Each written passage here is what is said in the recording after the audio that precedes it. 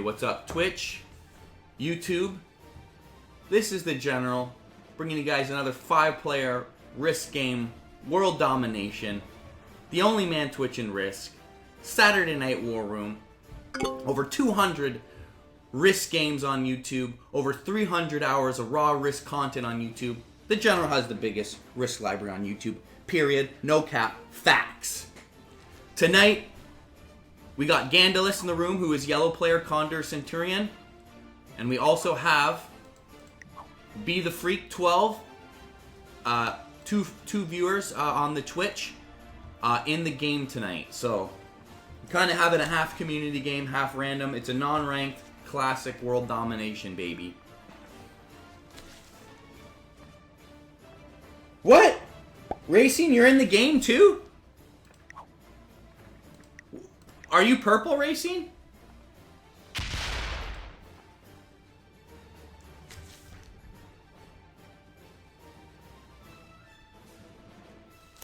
Yeah.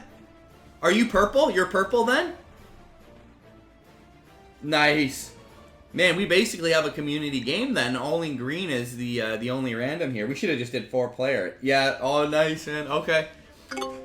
Listen, you guys can...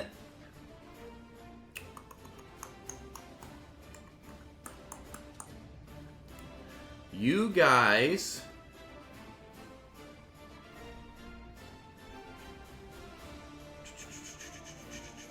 I'm in really bad position. You guys don't have to mute. I mean, listen, if I know you guys are listening, I'm gonna say totally different stuff. There's no questions about it. I'm in an absolute horrendous position here. That's okay. Australia. I'm in a really bad position here. That's no lie here.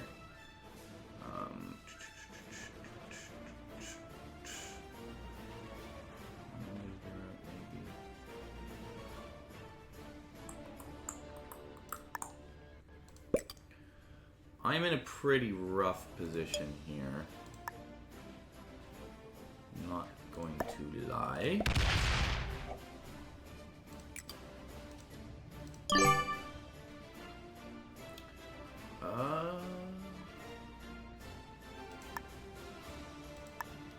very rough position, I would say. But that's okay. That's alright. We're good. We're good.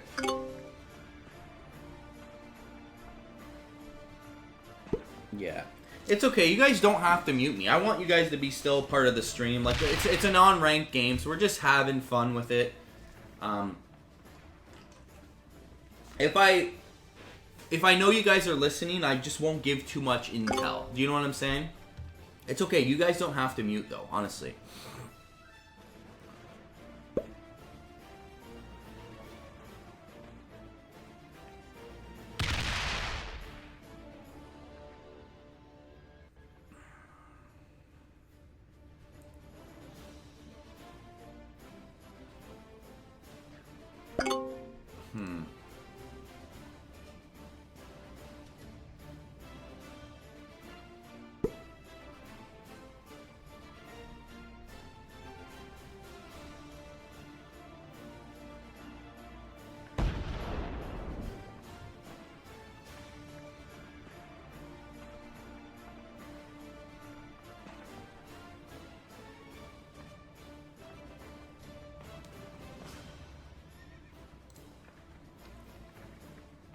So it's on to Gandalus here. Now it's on to Gone Racing. Man, that's what I'm saying, guys. Listen, if you guys ever want to join in on a game, feel free. You guys can always join in. No pressure. Even like I said, no Gandalus wanted non-ranked. Like, I'm totally down for being non-ranked or whatever you guys want to do. Like, if you guys see me in a game, always feel free to just join in. Just so you guys know. I'm not going to be upset or anything. We're just here to play Risk and have a good time.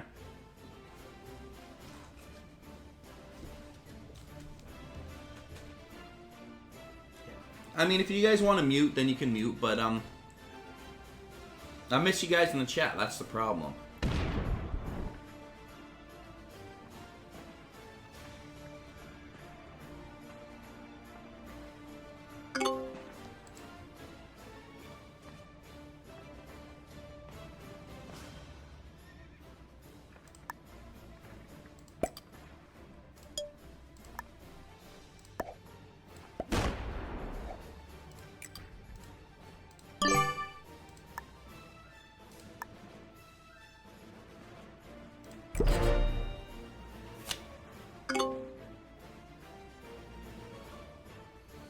So, purple Gone Racing has that 7 down here. So basically, I know Be the Freak is probably going for Europe.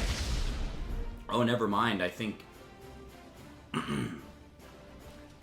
So green player, which is the random, is Mukai. What's going on, man?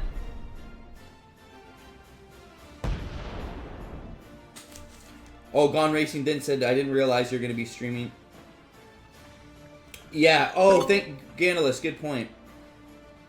Gandalus, who is yellow player, says easier to play for the win if you don't want to just get second. Yeah, that's true. I like this. We're going to have an actual risk game. Good call, Gandalus, on that. We're all playing for first.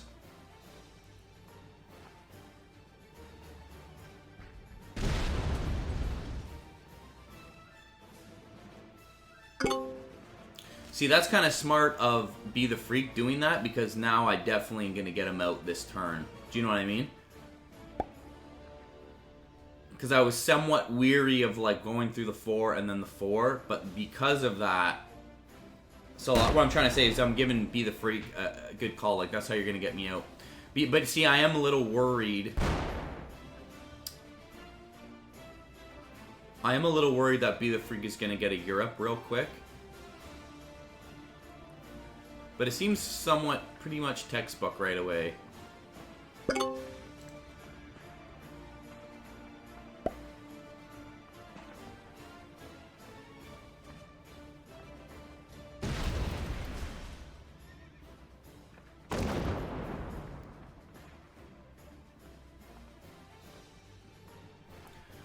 So if I was Gone Racing, I'd probably just slow it down here. The unfortunate thing though is that 5 is there though. But hopefully, like, Green's got to somewhat respect that Gone Racing is coming here, though. Do you know what I mean? So I am going to put them all on the West US here. I am going to... See, what I should do is I want to get them out... But I don't want to give Orange, like, Europe right away. Be the Freak right away. Not that I think Be the Freak probably won't be greedy, but... I'm just kind of playing it tight. I'm just biding my time one more turn here. Just so Be the Freak can't get Europe this turn for sure. I'm going to give it Be the Freak Europe next turn.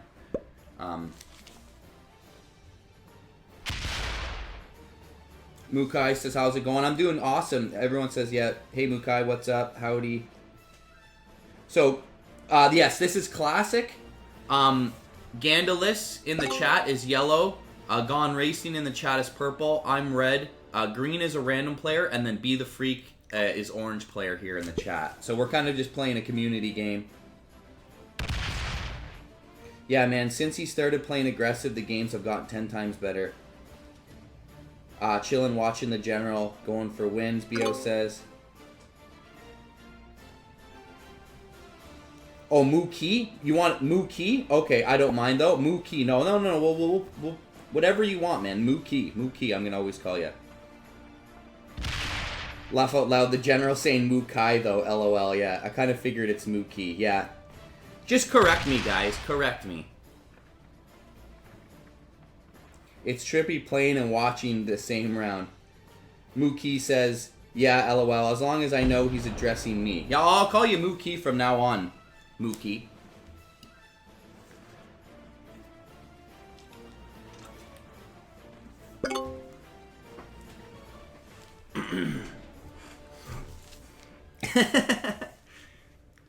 BO laughed my ass off.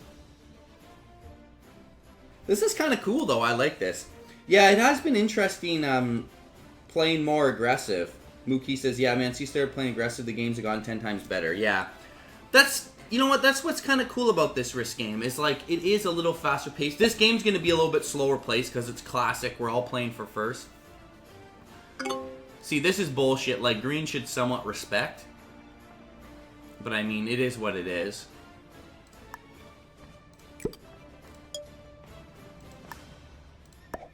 So I am going to give it to Be the Free because I do not want to start an early vendetta. I do got a lot to take care of in here, but that's okay.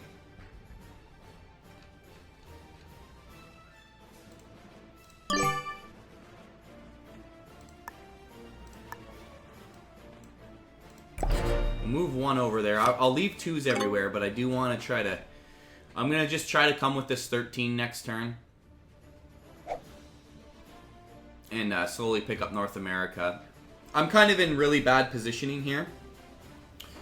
So I'm going to have to kind of pick up North America a little quicker here. Green playing super aggro here, though. Like, this is crazy.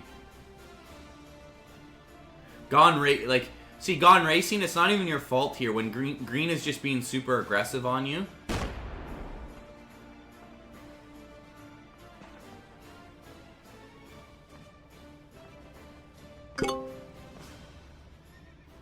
See, if I were you, Gone Racing here, because listen, you either gotta hit that 13, trade in and hit that 13, or see what I would play a little bit tighter because we're playing classic.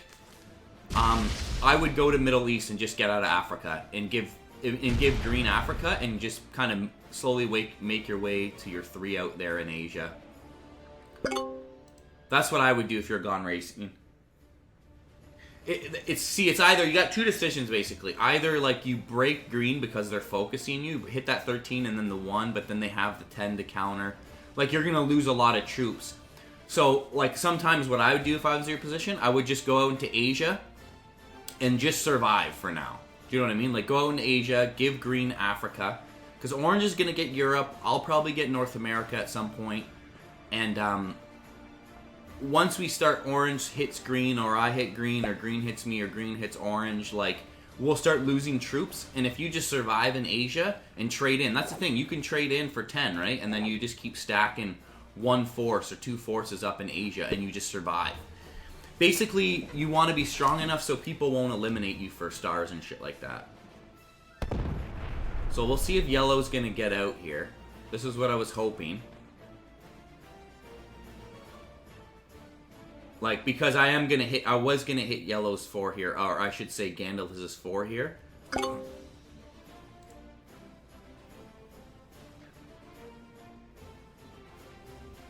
See, it's either that. Like, if you can trade in... The problem is if you hit... The nice thing is you have that 3, so out in Asia right now. So, like, green, if green wanted to eliminate you, trade and eliminate you, they would have to go way the fuck over by your 3, too. So, my play would just move to Middle East here. Conserve your troops, just move to Middle East, get your card, so make sure you can probably trade in next turn, or for sure the turn after. And then put them all on Middle East. I would just stay, yeah. Even just stay there. Or you could go again to Afghanistan. Get far away from green. That's not a bad play either. I wouldn't go... I would slow down, though. I would slow down, though. Sorry, Gone Racing.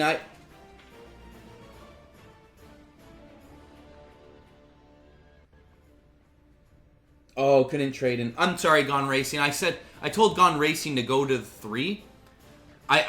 I'm sorry, I should have specified, like, go to the 3 in a few turns. Like, just take 1 territory at a time. That's okay, you're still alive, though.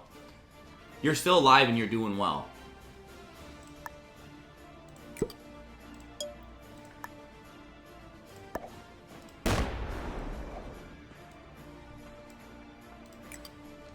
The key in Classic is, like, you basically see how I'm just taking my star and then ending my turn. And now I have 5 cards next turn, so if yellow gets out, maybe I can take North America here.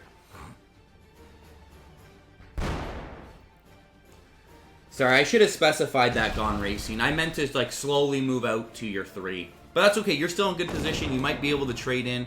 As long as you don't get eliminated, that's the key here. That's the key.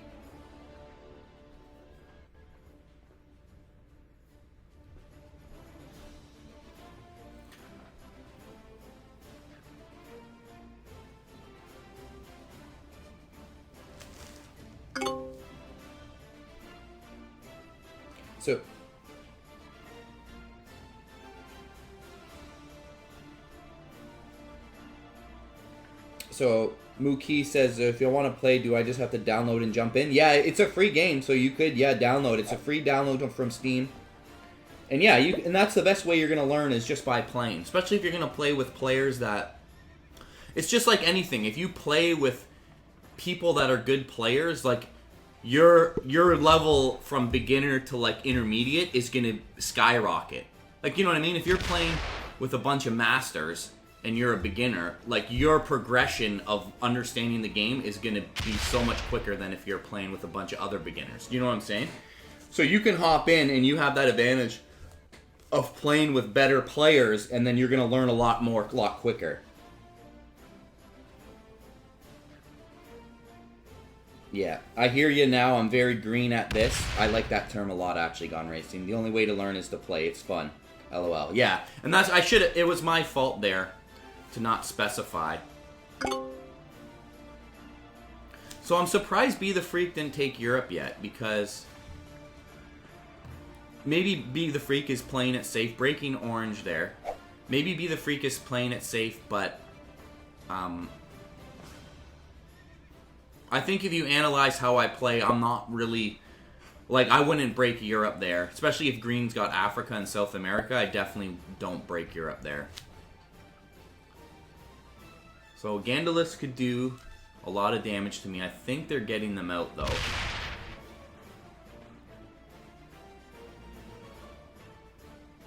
Which is really nice for me.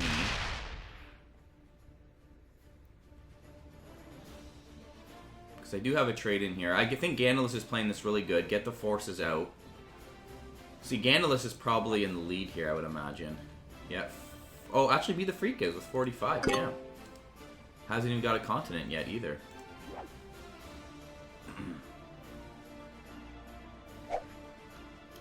See, that's the crazy thing is, even though Gandalus has had Australia, just being conservative with your troops is a different thing. So here, you can trade in now, and then now... You got that 22. See, you could just survive in Asia, take a card. See, now no one's really gonna fuck with you. Even chill. I would even just chill now. Like, take a card and that's it. Because now, wait till you get another trade in. You'll trade in, you'll have 35. Then you're like a contender. You know what I mean? Then nobody really wants to fuck with you. I would just chill in Asia for a bit. And then what happens is as the world changes... As the world changes... As the world changes, like, maybe you go into... You know, let's say Green focused the shit out of me in North America this week. Then you can move that big force into North America. Or let's say Gandalus' force in Australia gets hit in this week. You move to Australia. Or move back to Africa. Green gets hit here from Orange. You know what I mean? So you basically, you're just biding your time, building up your forces, waiting for that gap to happen. Waiting for your moment to take your continent, you know? Because that's the Asia play. You're just waiting to wait till other people are really weak, and then they take their continent. So what I'm going to do is I'm only going to put 7. I'm not going to take North America just yet.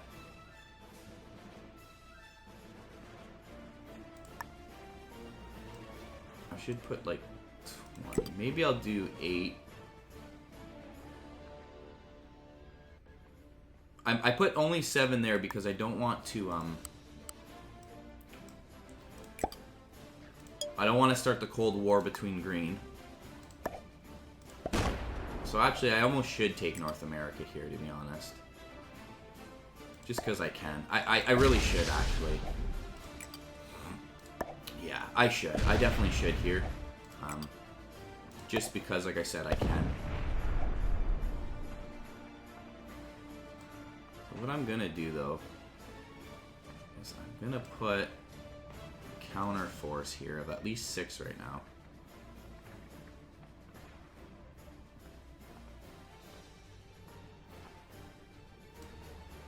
I have an idea what I'm going to do here.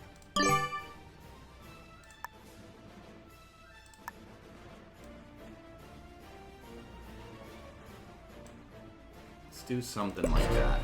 So basically, I'm setting up counter attacks. So if Green breaks me, I have 5 that I can counter attack. But Green probably won't dedicate any forces. The idea is if I put 15 here, green is probably going to put at least 2 or 3 there, right? On my border. So if I put 7 and 5 in the back burner, if green breaks me, I have a counter force to hit green. But the idea is not to build... In Classic, you don't want to build up numbers.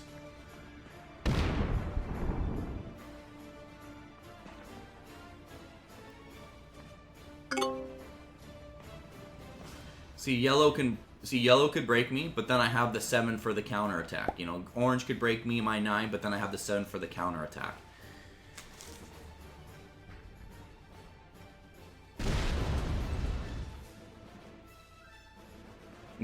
Mookie says, because if I say dumb things, someone will say, don't do it like that, because blah, blah, blah.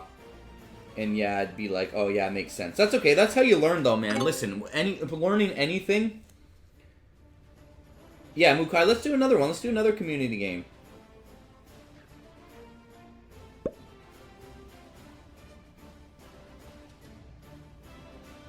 Yeah, let this evolve around me. Yeah, I remember when I played the General. I only had a few forces and then got North America and South America. Almost got Africa. Got 3 General. Got 3 because General destroyed me, LOL. Green is really powerful. He only gets 5 for 2 continents. Yeah, Mookie says for 2 continents. Here, sorry, I'll show you. If you look at the board here, right? See, me, orange, and green are getting 5 every turn, right? That's why if I have North America or Europe, I don't mind someone having South America and Africa because it's the same bonus troops, right?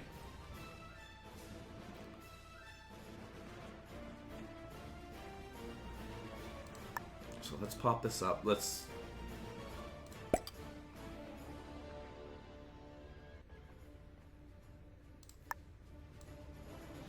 I want to pop that up to 10. Pop this up to 13. So this is good, because I kind of need to, like, get out.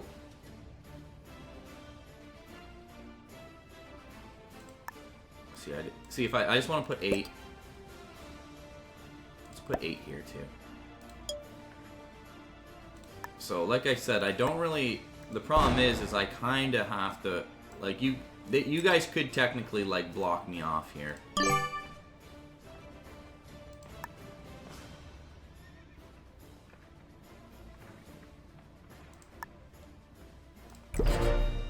So I'm going to bring them back because I do got like the 13 there. It's kind of tough for me. So Mookie says, so what's the difference between classical and the usual format?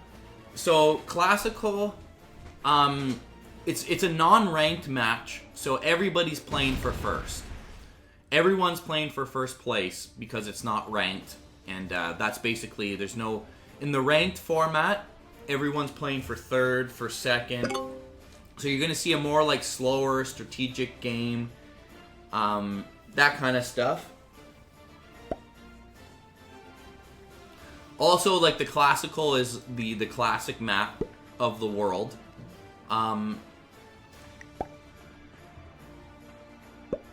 It's going to be a less aggressive format, basically. With the rank system, it's super aggressive because you're playing for third, second sometimes. Whereas everybody's playing for first, so nobody's going to do anything too crazy. We're going to play it smart, build our troops up, la-di-da-di-da, and make more... It's going to be more calculated. It's a more... We're playing chess instead of checkers, really. It's a more strategic game. You want to survive. You want to play well. Like, it'll be a longer game. That's going to be this format. It's going to be a lot longer because everyone's playing for that win. That's basically the different format. Which is good. It's going to be a longer game, but the longer games are always the good ones. It's kind of... It can be less entertaining, I guess, for people who are watching. Like, I definitely understand that.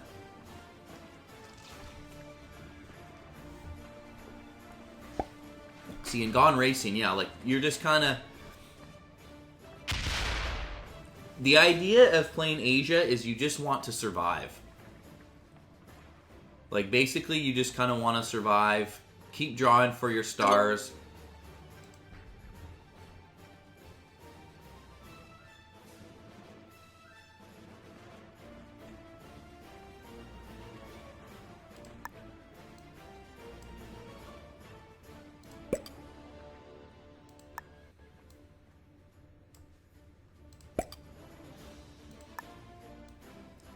we're going to put 10 counterattacks everywhere. Oh, shoot. I actually kind of messed up. I shouldn't have done that. I hate how you can't take troops back, but that's fine. I'm going to have to go for my desperate Japan card here. Fuck. Nice. Oh, I just got it. That's fine.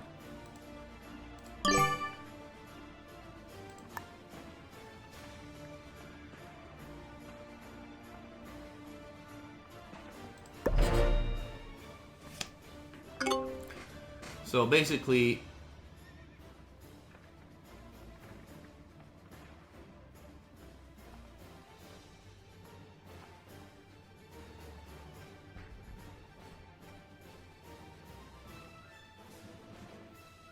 so do got a trade-in coming in. Nice, I have all three. See, the nice thing about... So green is going to break Be the Freak here. Green... I feel like green is the liability player here. That sucks, because it's either me or me or orange there, right? If,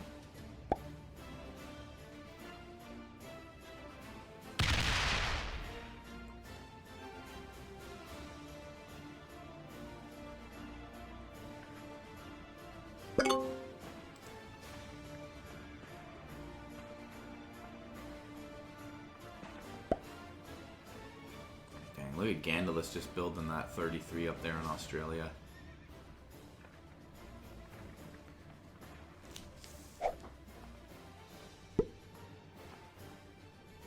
Yeah. Oh, that's cool, though. BO says, not for me. Love the Xbox slow play. Yeah, so do I, though, BO. Like, that's the risk. Time for a beverage. Yes. You got it. I know. The 8 is actually picking me up Stella, so, I'm just waiting on that. I just got my coffee for right now. Damn, Gandalus putting that big bad 53 there. And that's the thing. You know what's different about this game? If you eliminate someone for 5 cards, the max you can trade in is 10. Whereas, like, if someone has 10 stars, you can trade in for 30 in the Xbox One risk, right?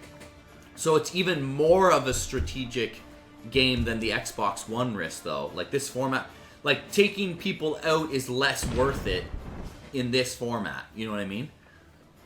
Because the max you can trade in for is 10. Maybe 12 or 14 if you got some +2 bonuses, but still.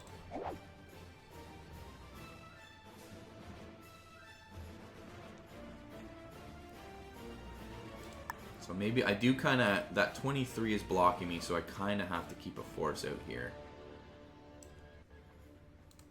So Gone Racing blocking me, which is not a bad play, really. Kind of forces me to be a little weary here. Maybe I'll bump that up to 15.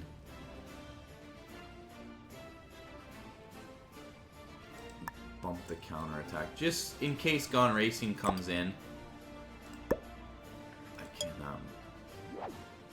Oh yeah, I got the trade-in still too. Shit, nice. So I do kind of need a force out here. I don't want to make it too strong. 7 maybe.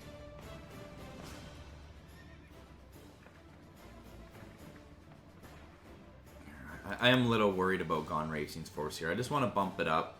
I just want to be prepared for the worst here. Bump this up to 15, the counterattack. I don't think Gone Racing's coming in, but I mean, you never know. Let's bump this counterattack up here.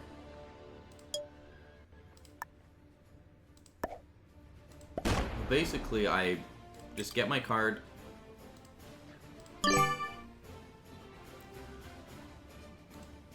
The problem is, Gone Racing could deny me of, like, my card here, basically. And the Gone Racing, that's the key here, is, like, let's say I don't have this force in Asia here, Mongolia. Well, I can't really draw for a star if you leave your 23 there. I mean, you do take the risk of me potentially hitting that 23.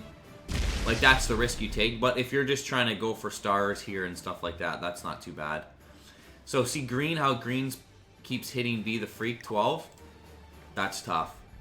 Because, listen, green is the liability player. He focused the shit out of you, Gone Racing, and now he's focusing the shit out of Be the Freak 12. You know what I mean? And it could... So Be the Freak is got a trade in here. The key is... I feel like the key is never to break an opponent if they have a trade in directly after. Do you know what I'm saying? Like, green broke orange, but then they have a trade in.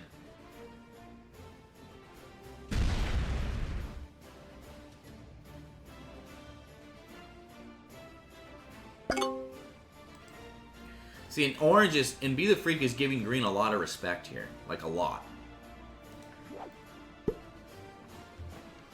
Let's take a look at the troop counts. So this is very important to... It's always good. It's very important, Mookie, that...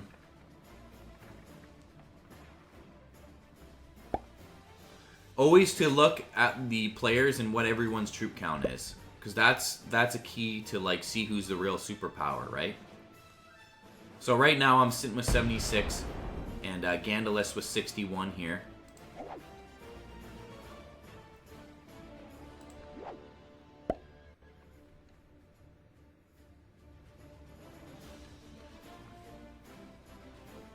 So that's the key. You always want to have, like, the superior numbers. Like, the good thing is I'm just kind of chilling. I got the troop count.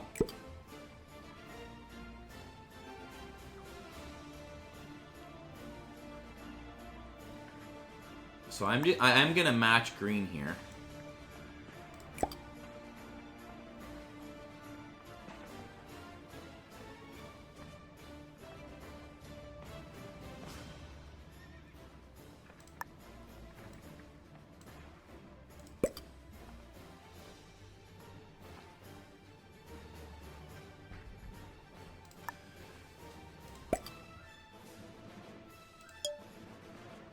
So I do have the 8 here. So what I want to do is I don't want to free up China, really. Again, this is China. I'm just going to take Kamchatka, but I'm going to move them back to Mongolia here.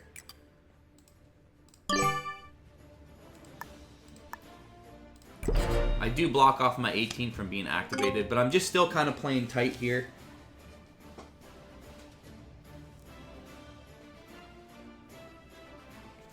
Gone Racing said, when hunting in the beer fridge, nice can of Kilkenny.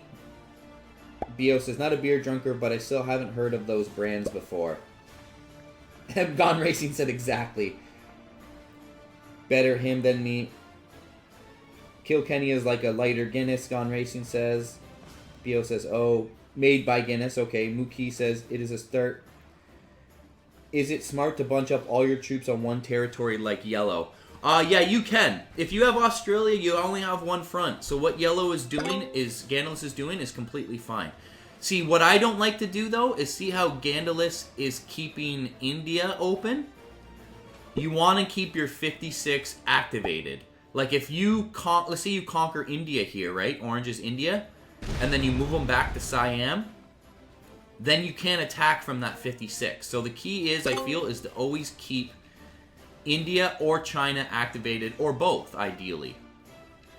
But, like, I would put them on China and probably go for, like, Afghanistan or Ural here for my car if I'm Gandalis. That's my play if I'm Gandalis here, right? And always, I never want to conquer India. See, and that's what Gandalis is smart. You always want to keep your pathway here open, that 56 pathway. You never want to block it in. You don't want to leave them inactive, as we call it. Dio says, oh, good old times, Xbox days, kinda and not so kinda. Yeah, I really like this new Risk, I do. I really do. See, I would just move him back to China. Or move him home, like how he's doing, moving him home. Gandalis has only got one border, so to leave them all there, that's fine. Like I said, green seems to be really the liability player. Green focusing Be the Freak. See, green might focus me here. See how he put 19? That's fine. I might put like 15 and then a bunch in for the counter attack.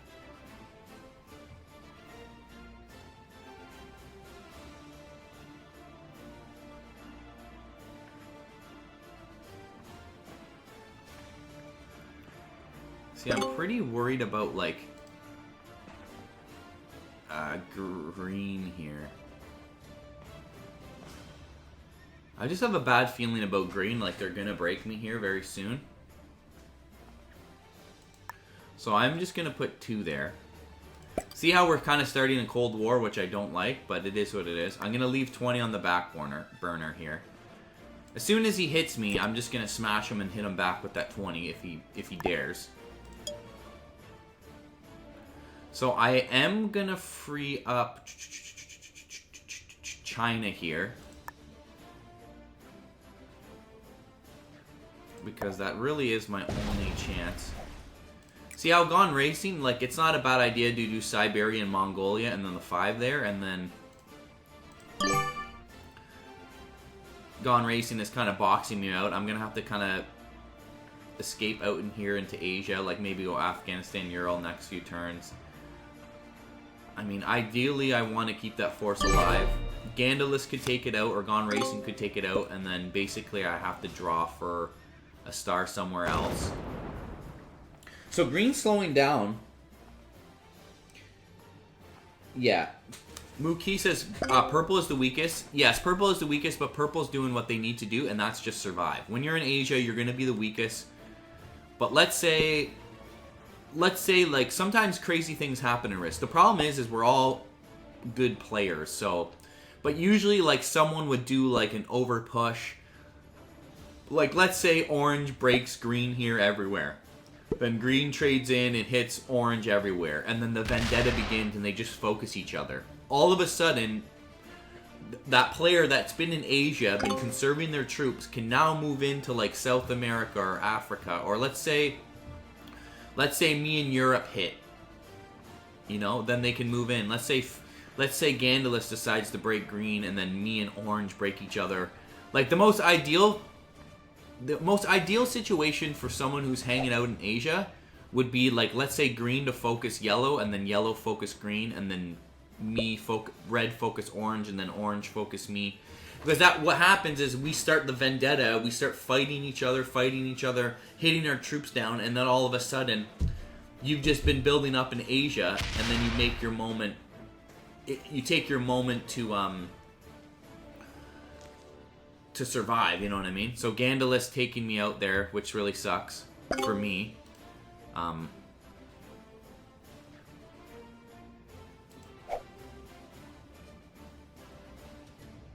But see, it's not a bad play. I can't even be mad at Gone Racing or Gandalus for just kind of fucking me up there, because they basically don't want me to draw for a star.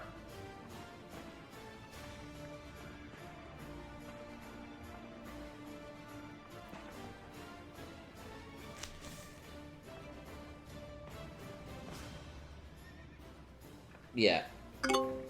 Yeah, for now he could take a continent when everyone is attacking shit. I meant to attack and skipped. Oh no, shit. Oh no, Gone Racing meant to attack. The thing is, you could take purple out, but you're only going to get 1 card right now. Like, even if they have 5 cards, it's almost like not even worth it sometimes. I'm not going to lie. So basically, I just want to match green here, or put like 17.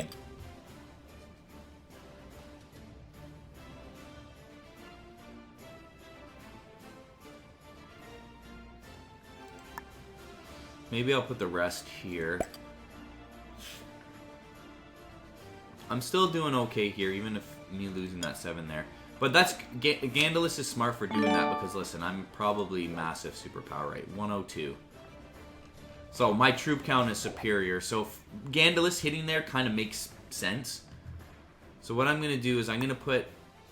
I don't really want to put too much, though, because if Gandalus or Gone Racing focus me, then I'm in big shit. So let's put 20 here.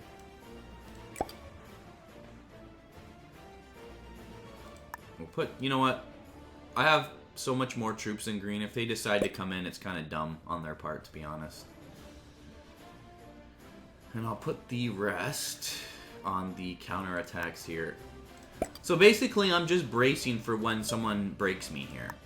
So what I'm going to do, I am going to free up China, but maybe in a weird way, this is going to make Gandalus happy by me just getting out of the way.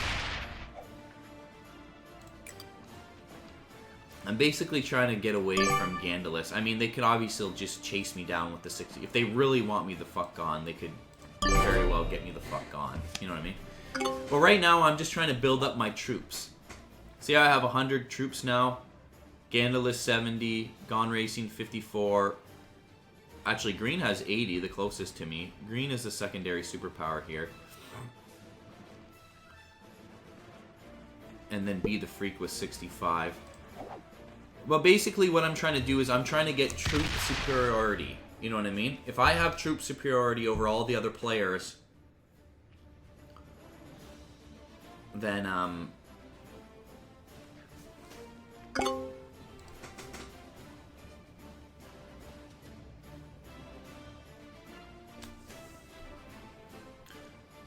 yeah, Gandalus says if I take out blue or purple, I think green will come after me being a liability. Yeah.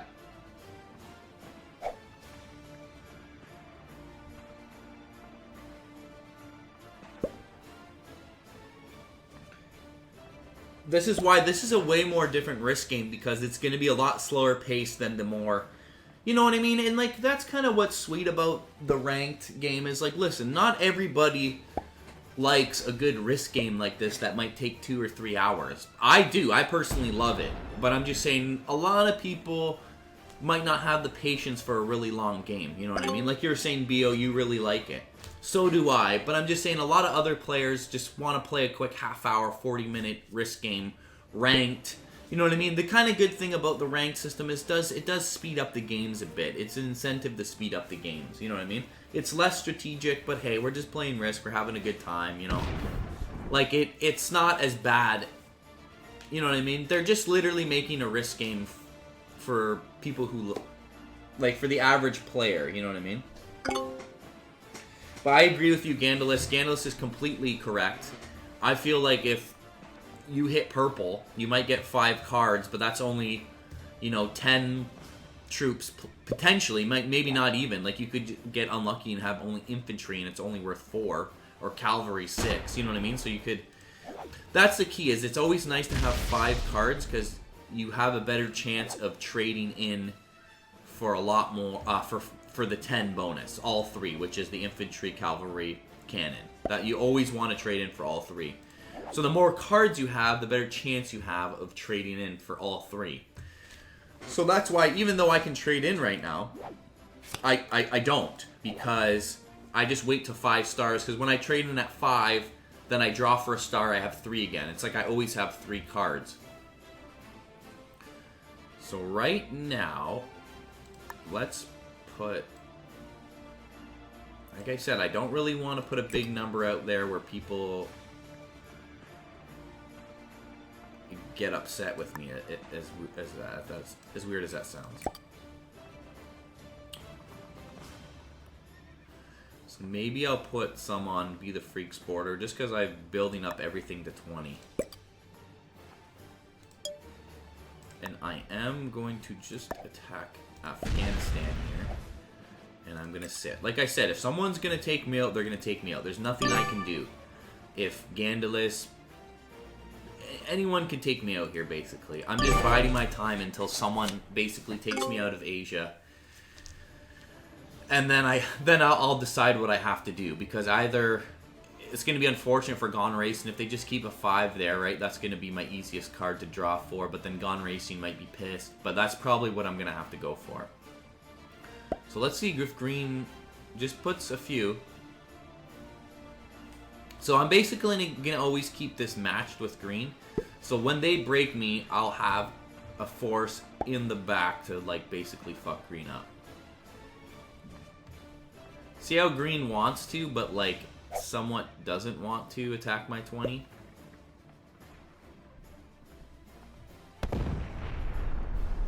See, the problem is like, I'm kind of using fear of my opponents. Listen.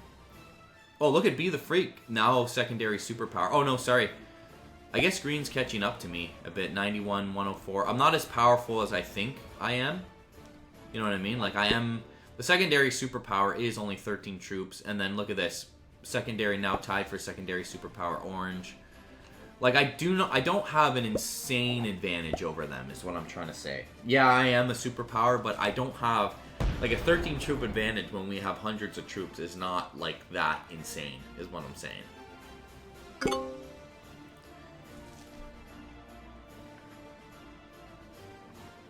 I hope Gone Racing wins here, too. Like, the problem is that I think Be the Freak, Gandalus, and me, and potentially Gone Racing have realized that green is the liability player. Look, green's going to make the first mistake here. Watch. I bet you green is just going to overfocus the shit out of someone at some point. Could be me, could be orange. Probably not Gone Racing or Gandalus, but probably me or orange. Basically, I'm just preparing for the moment green decides to go crazy. So I am at a plus 13, which is not insane.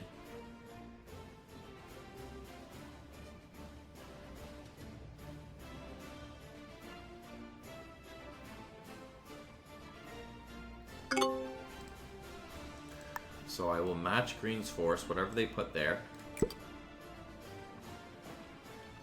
Do want to put some here. I don't want to put too much. Like I said, I don't really want to put too much here.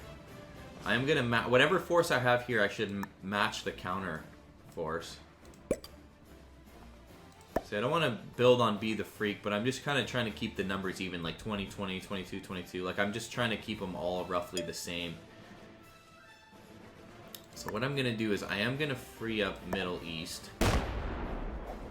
But then I'm just going to move them back, right?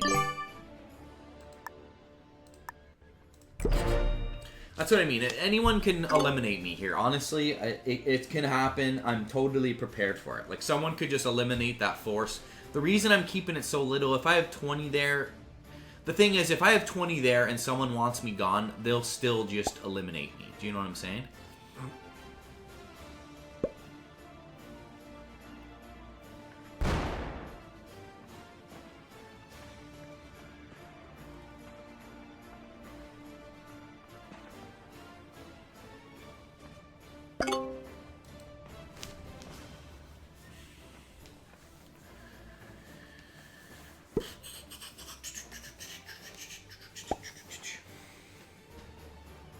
Yeah. Anything can happen, man. Like, that's the thing. The crazy thing is that we're all tight players here, right? And that's all I gotta do. It's a slow process because my goal is to have the most troop superiority over everybody. That's my play here. You know what I mean? Which I'm doing well right now. I'm 10 above Be the Freak. We're both very similar. I'm a little bit more above green. I do have 5 stars here, so Gandalus also 5 stars. Or 5 cards, sorry. Yeah, green was playing tight. It was crazy how green was playing super aggressive, but now they're playing tight.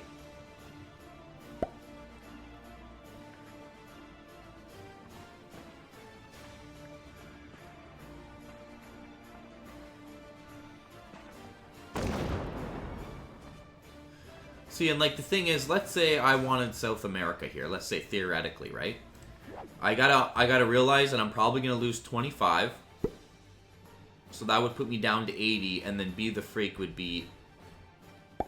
So let's say I take South America, Be the Freak, and then the problem is I take South America, but then there's a good chance that 27 is gonna hit me, and I start the vendetta with green. You know what I mean? Say I use a trade in, I hit the 25, I move into South America here. Then there's a good chance that 27 might hit me. So I might be looking at sub like 40 to 50 troops. So if I go sub, let's say 40 troops, that puts me at 80, and now Be the Freak has 20 plus troops than I have. And I might not even be able to hold South America because green might go insane. So basically, I'm just waiting for... I'm going to respond to whatever someone does when they break me. If I can keep pulling ahead slowly with troop count, then I'm doing good.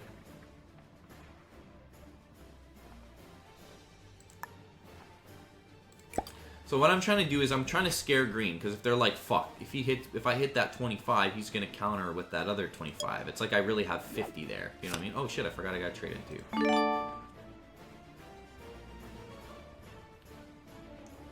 Shit, what do you know? What do you know?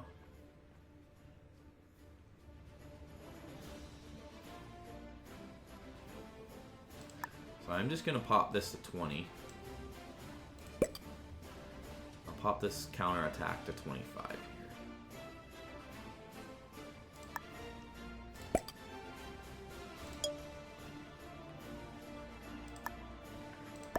That's what you know, and sometimes if I use fear, like let's say green eliminates my force here. Or let's say Be the Freak eliminates my force here. They're gonna potentially feel my wrath. You know what I mean? Like let's say green just eliminates me here. I could potentially just smash green.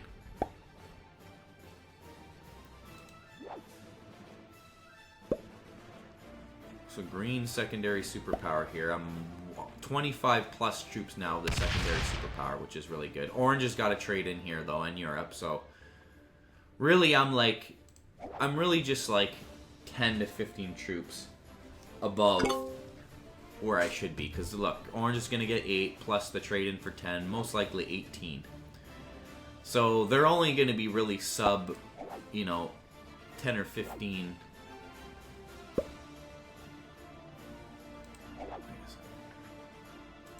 Orange is only sub, what's it, 105? 117, there you go, right? Only sub 8 troops from me. Like, they're pretty close. And same with green. Green is pretty close to... That's what I mean. It's a lot slower pace. Yeah. Mookie, see how everyone's playing tight? Nobody wants to really be that first one to...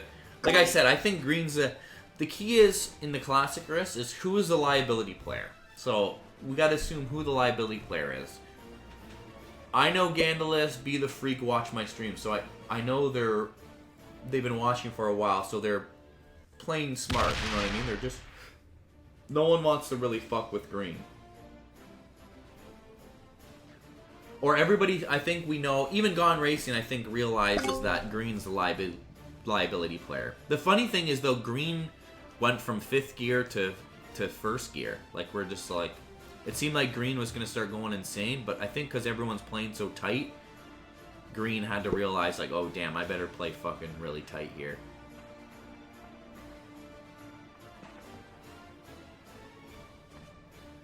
See, so it happened. My force is now gone.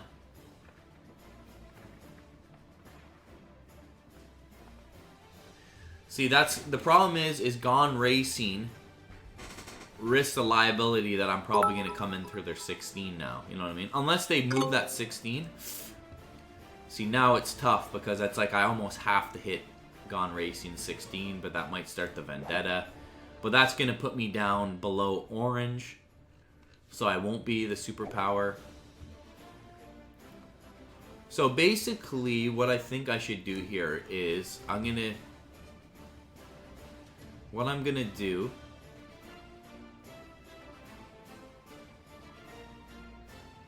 is I'm actually gonna chill. I'm gonna chill this turn. I'm not gonna attack. But what I'm gonna do is I'm gonna kind of send a clear message, somewhat of a clear message here to Gone Racing that like I'm basically coming in next turn. Do you know what I mean? So I either move that 16 or the 16 is gonna get hit. Like that's kind of what, because I need to draw for stars, right? For cards here, I have to. So although I'm going to take a 16 troop loss, and that means green and orange are going to be the new superpowers, I kind of have to. It's okay, I was waiting for that to happen to someone to take me out. But hopefully... Mookie says gone. Doobie says all aboard! Choo choo! Oh, yo, thank you for... Yo, thank you for the 300 bits, Doobie. Thank you, man. Doobie has crash landed in the chat. Boom! Says, what up, General, in chat? Not too much, man. Everyone saying hi to Doobie, Mookie, Gone Racing. All aboard! So, Doobie, Gandalus is yellow player. Gone Racing is purple player. I'm red player. Green is random player.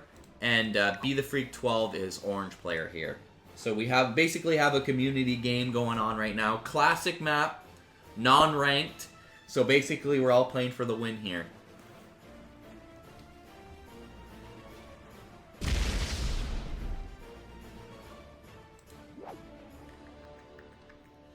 See, that's the thing though.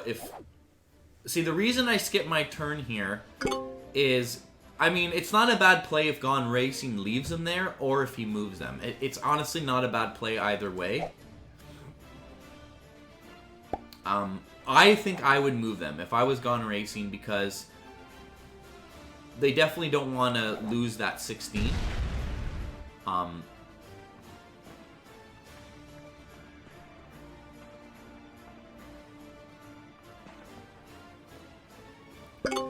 See, that's probably a good move because I need to draw for a star, right? Like I don't want to hit that 16 and Gone, like that's why I waited a turn, right? That's why I waited a turn to do something there.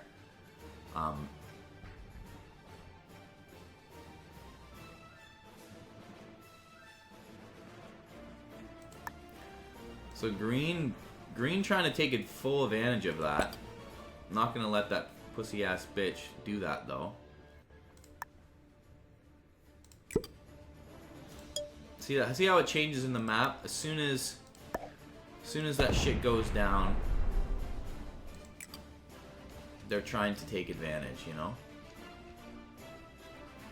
Or green's trying to take advantage. That's okay. We chillax for now. I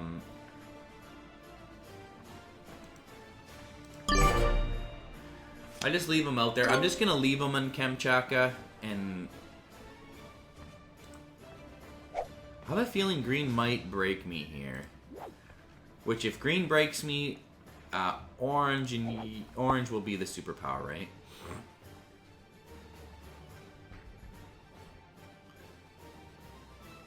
But also, green could have built up there because green might have been worried that I would hit them. Like, you know what I mean? If I'm cooped up in North America, I'm either hitting Iceland, Venezuela, or Kamchatka, right? Like,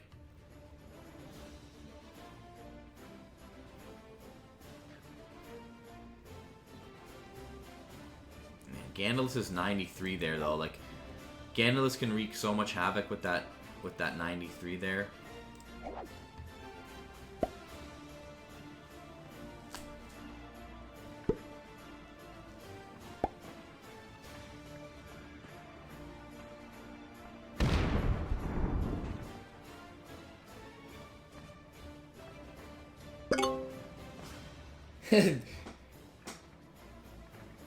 Green Doobie says green is the odd man out, sucker.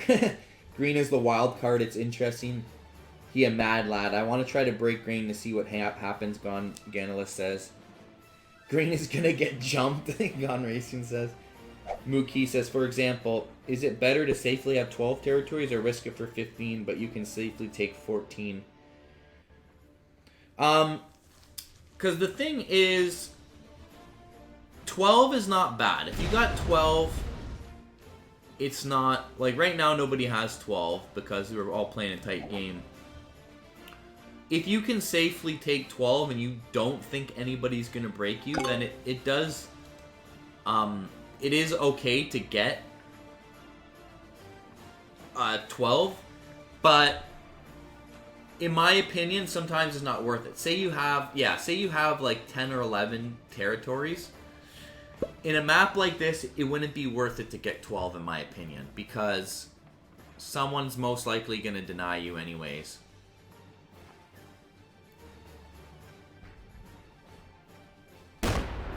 See, Gone Racing's in a rough position. But look, no one's taking Gone Racing out of the game.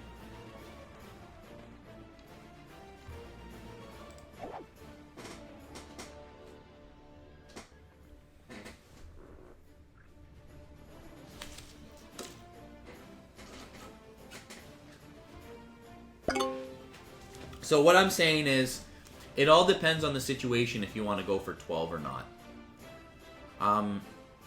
when there's 5 players, I wouldn't really go for a 12. Like, right now, I'm not too interested, because it's only 1 troop bonus. Do you know what I'm saying? Like, I'm already getting 8. To get 9 every turn, to try to hold for 12, and people might focus you. Sometimes it's like a huge gamble. It's only for 1 troop. But when it becomes more like 3 players left, 2 players left, then it's more about territory, because you can get a lot of advantage by just holding territory. Especially heads up. When it's heads up, then it really becomes like a territorial game, as I say. So let's just make green not think anything crazy.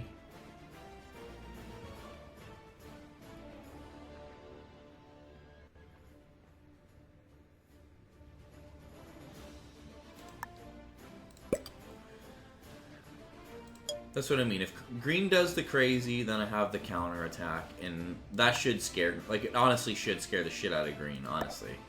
No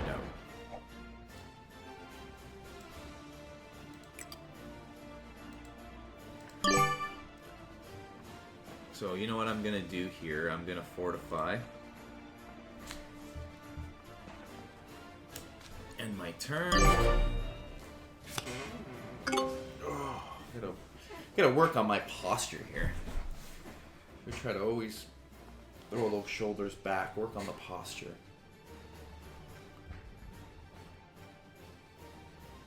I kind of want to do, like, first, the funny thing is, I kind of want to do something crazy here.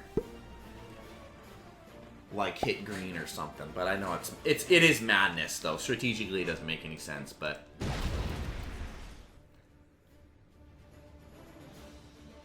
Oh shit, me and green are 143, 143. Wait a second, is green getting 12? No, they only have 11. I'm trying. See, so Muki, like, since I have 11 here, and I have to take a territory next turn, maybe I could try to hold for 12, but not really, though. Like, I'm gonna just leave this as an easy one.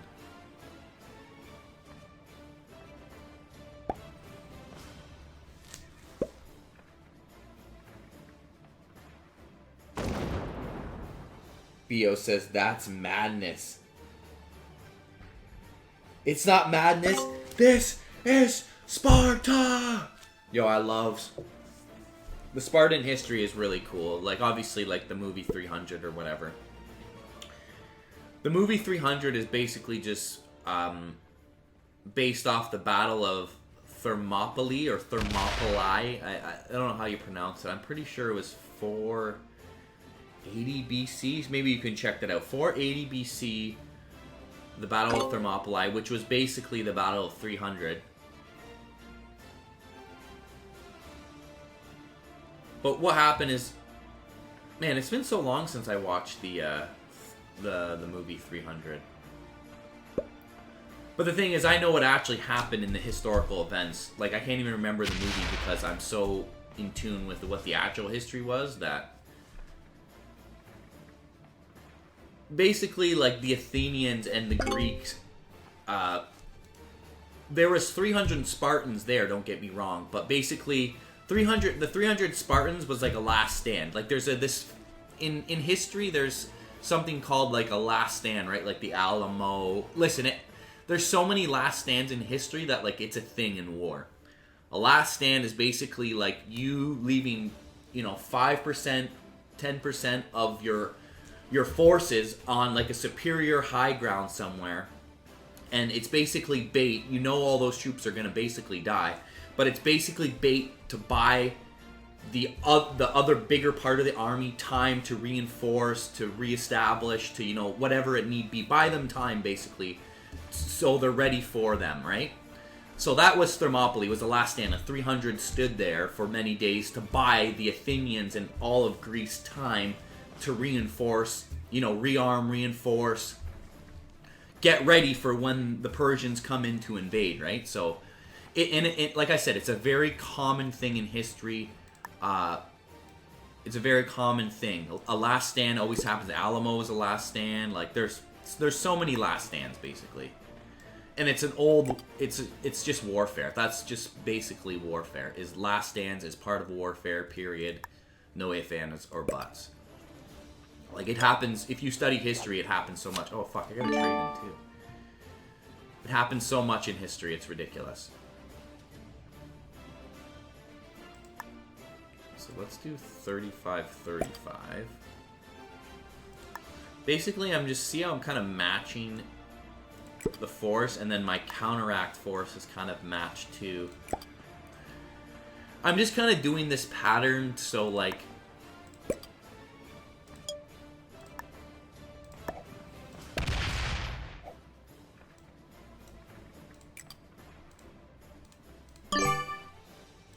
So what I actually want to do is I want to move... Actually, what I should do... Oops. Since... I do want... I don't mind if, like, Gone Racing draws for cards here, because then that opens up me to draw for cards, too.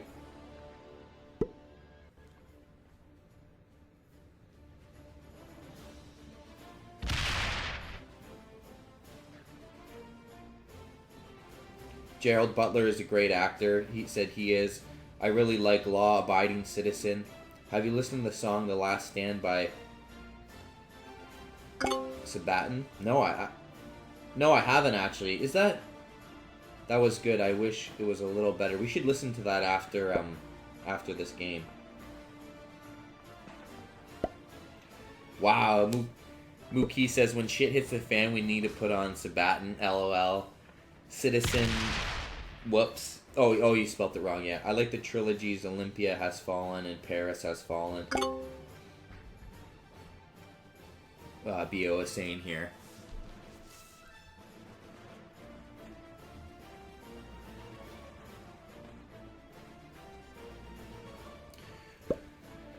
Is that Sabaton band? Are they all about like history and stuff like that?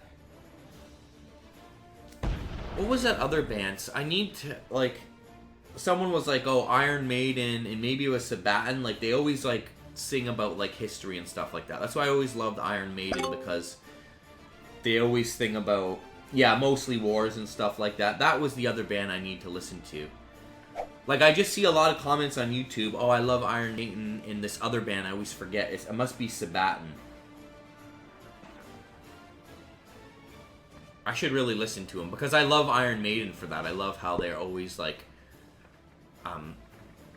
all their lyrics and a lot of their songs, not all songs, but a lot of their lyrics and songs are about, like, wars and kind of just shit like that. Yeah, yo, Passchendaele from Iron Maiden, I think, yeah.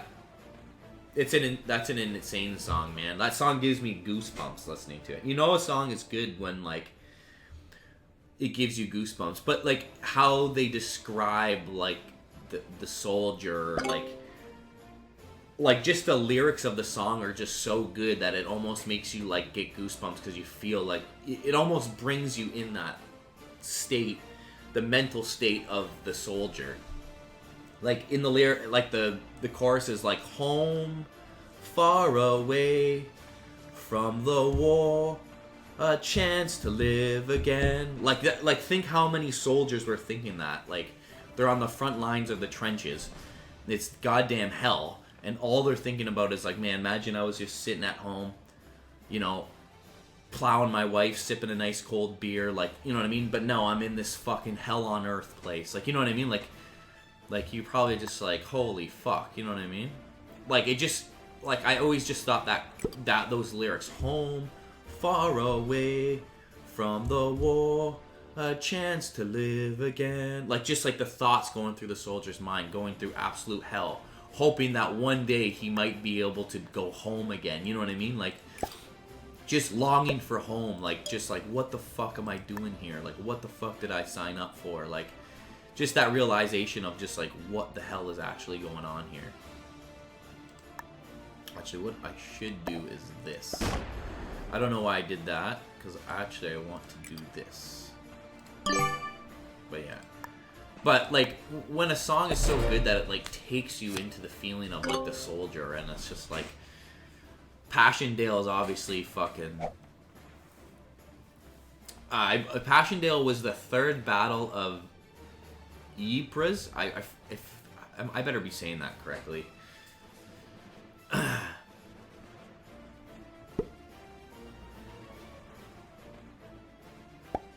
Yeah, it's Mookie says, "Yeah, man, war is hell." Like it's just like it when I hear that chorus, it like just chills me to the bone because you know, like thousands and hundreds of thousands of soldiers were probably literally thinking those exact words, something along those lines, like just want to get the fuck out. Like I'm sure there's a point where they're just like, I don't even give a shit about this war anymore. I just want to get the fuck out. You know, I want out of this shit. Like it's pure fear, pure death, pure like. Especially World War I, man, it was just fucking stupid. The problem with World War I is like they need like basically World War I would have been a different war. The problem with World War I, it was like trench warfare. It was nobody could break the lines. Like usually in war, lines get broken, people encircle army, you know what I mean? Their cavalry, like back in the medieval days, the cavalry were the tanks of the modern day. So the problem is the tanks were invented mid-war by the English, right? So around 1916, the English invented the tanks. The problem is there wasn't enough tanks, and too many mechanical errors were the problem. So the tanks, even though they were tanks, they didn't really make a big difference in the battlefield. They couldn't break the dreadlock of the trenches, as they say, the dreadlock, right? Generals couldn't figure out, they're like, how the fuck do we, nobody can fucking break anybody's lines, you know what I mean? Whereas in battles in the past, in battles throughout history, you break the line, you encircle your opponent, right? Like, you hit the gap. Alexander understood that you hit the gap. He would create the gap, you know, anything to create the gap, and then he would send his cavalry through, and then you could encircle your opponent and then destroy them from encircling, right? It's so much harder to fight an opponent if the opponent's in all your directions. How the fuck do you fight an opponent that's in front of you, beside you, and behind you? You can't fight 4 directions at once, right? And it causes confusion. It causes you to be scared. Like if you're getting bullets fired from every direction, you don't know. Like you're just going to be pinned down. You're not going to really do anything. Do you know what I'm saying? The problem is it was just the defender had the advantage every time. They would just send basically suicidal waves in to just get mowed down by machine gun. Guys funneling through like a fucking 10 to 20 foot gap of where there's no barbed wire and there's damn fucking 3 machine gun fucking positions on your ass. You know what I mean? That's why no one could break the lines. That's why the trench literally stayed there until the end of the war. Until Germany had to basically throw everything at the English and the French because the Americans were coming. So basically Germany had to take a huge gamble at one point to throw everything they fucking got at the French and English on the trenches. And then because they knew the Americans were coming, they knew they were fucked. Germany knew at one point, like late in the war, that it's either we fucking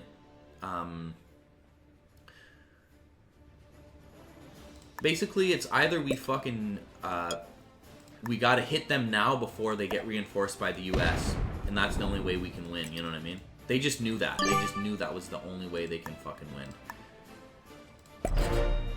So that's what the problem was. There was no tank in World War I, so like they would just send suicidal waves, like just stupid, into like the most bullshit situation.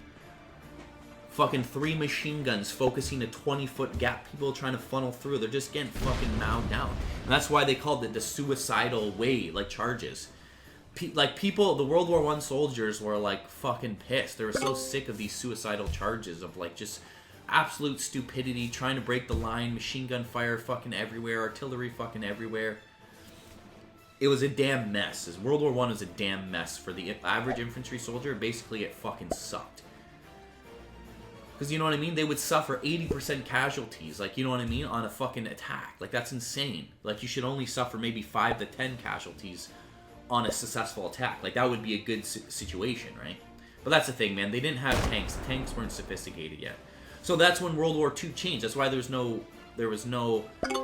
World War II wasn't a static war like World War I, trenches and shit like that, because you have tanks. You can just go around. Right? Blitzkrieg style of war. The Germans would just fucking go around fixed positions with tanks. It was a different type of war at that. Yeah, and then like think about poison gas, like holy fuck. Yeah, there was Mookie says there was like some insane number of soldiers dying per 1 kilometer in the Battle of like Passchendaele. Yeah, trench with poison gas too, like biological and chemical warfare.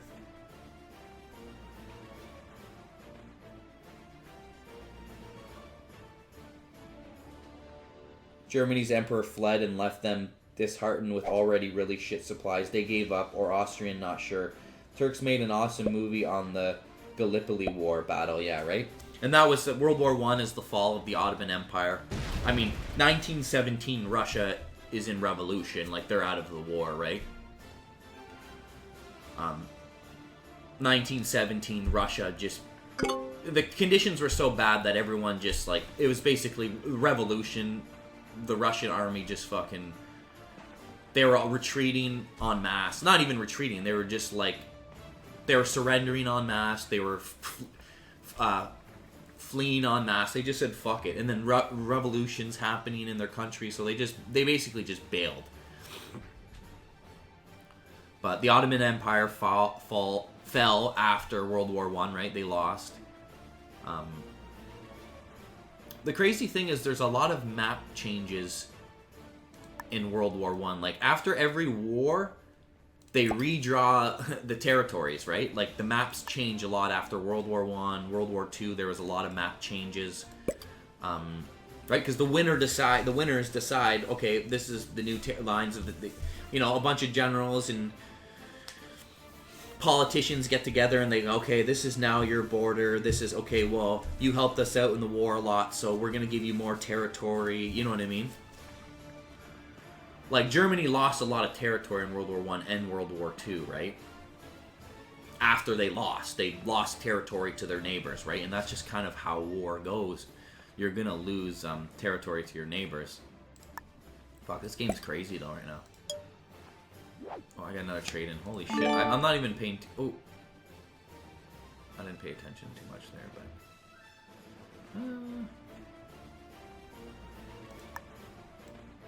Man, there's huge armies being built up here, though. This is a damn fucking Cold War at this point. Yeah, basically, that's the thing. Territories change a lot. After wars, you know what I mean?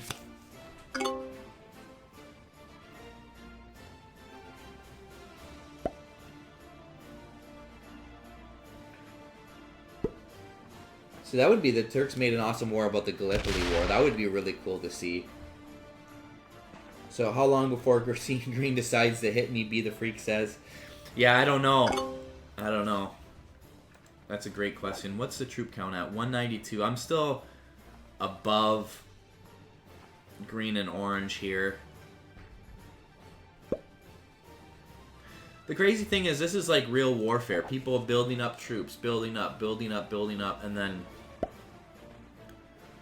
you know, it's because they're all tight players here that, like, it's going to be a very slow game. Oh, look at that. Mookie says, yeah, the reason Africa's maps are so blocky is because the colonist forces would just draw straight lines down the map and distribute the land. That's crazy. Think about it. Yeah, it's so blocky, right? Like, it literally is a damn block. That's funny. I never knew that, but that makes tons of sense, right? So if you do look at Africa on a map, like, there, it is blocky as shit. They never got Ethiopia. That's, you know what's crazy? I don't know a lot about colonial history. Like, I know a little bit, but, like, not a lot. Like, I'm not in depth. You know what I mean? Like, I know England, France, Spain, Germany were main players in colonialization. Like, a lot of Europe was, right? I know England was the big player, right, at one point, but,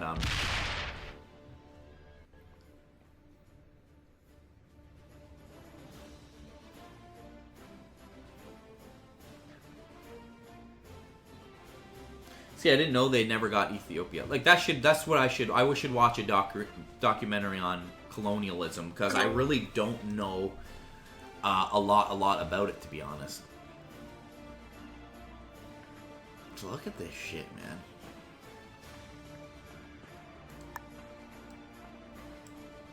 This is fucking madness. Look at this.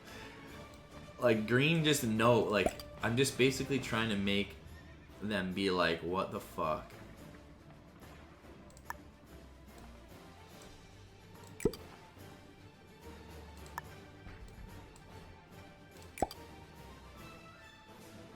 Holy shit, Gandalus with 141. I don't think there's a max here, is there?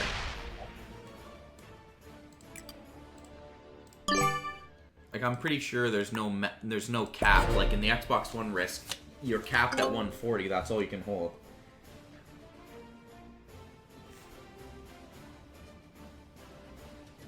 In South Asia, they never got Thailand, though, either. Oh, that's interesting. See, I didn't know that they never got certain colonies. It makes sense. Mookie says, man, one of the most fucked up things the English did was the Opium Wars. Yeah, that was messed up, Theo says. See, I don't know. Can you guys enlighten us a little bit on the Opium Wars? Like, even just give us, like, a quick history? Because I don't know anything about English and the Opium Wars. I know they were in the Middle East and India, right? And shit like that, but...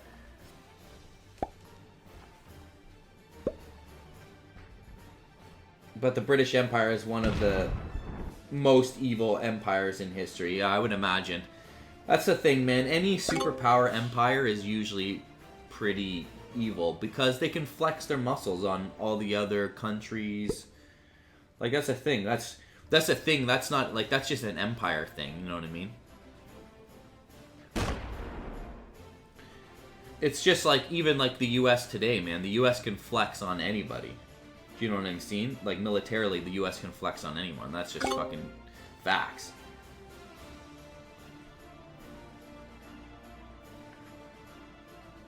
Yeah, Doobie says the British ended slavery, though. You're right, the British did end slavery.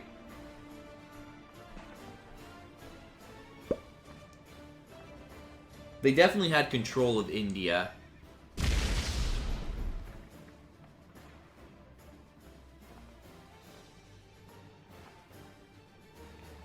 Oh, they basically spread opium addiction in the China Empire, but the Empire. Oh, isn't that interesting? I mean, maybe that's in your best interest if you keep your enemies doped up on opium. You know what I mean? You sell them the drugs, and then you make money from it, and then they become all fucking opiate up. Like, it's a good war strategy. You know what I mean? But see, the thing is like, I don't even give the German people a hard time for like World War II. You know what I mean? Because, like, listen to this, guys. Even, like, the English Empire, they were terrible. They done probably some really shitty things, don't get me wrong. But every empire does, man. Every empire throughout history always does shitty things. You know what I mean?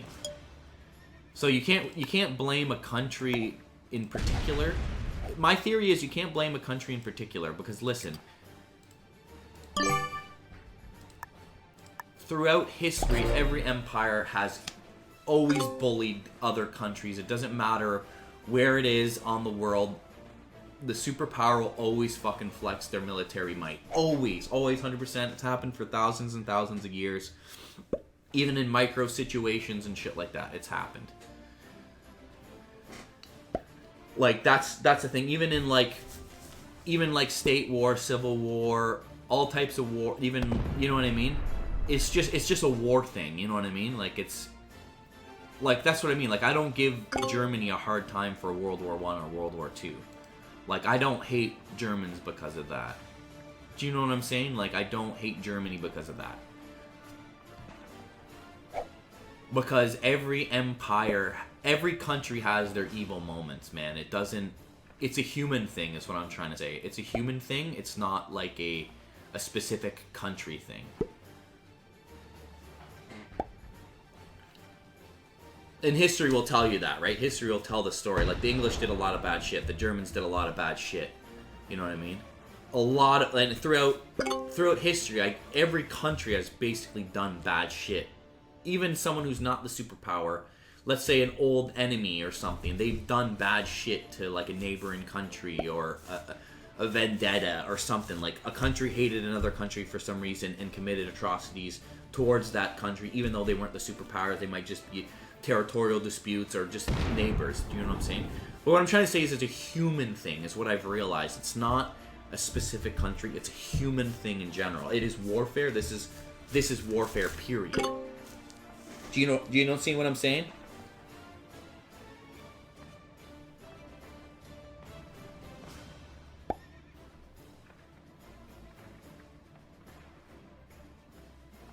Germans are pretty tame, lol. Mukai says, yeah.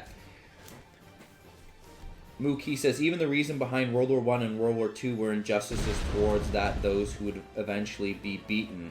But you can't quite start a genocide because of injustice. Yeah, that's a sad thing, man, is that it came to that genocide. But listen, that's not the only genocide in history. Obviously, that's not right, yeah. Because all Germany did... Well, in World War One,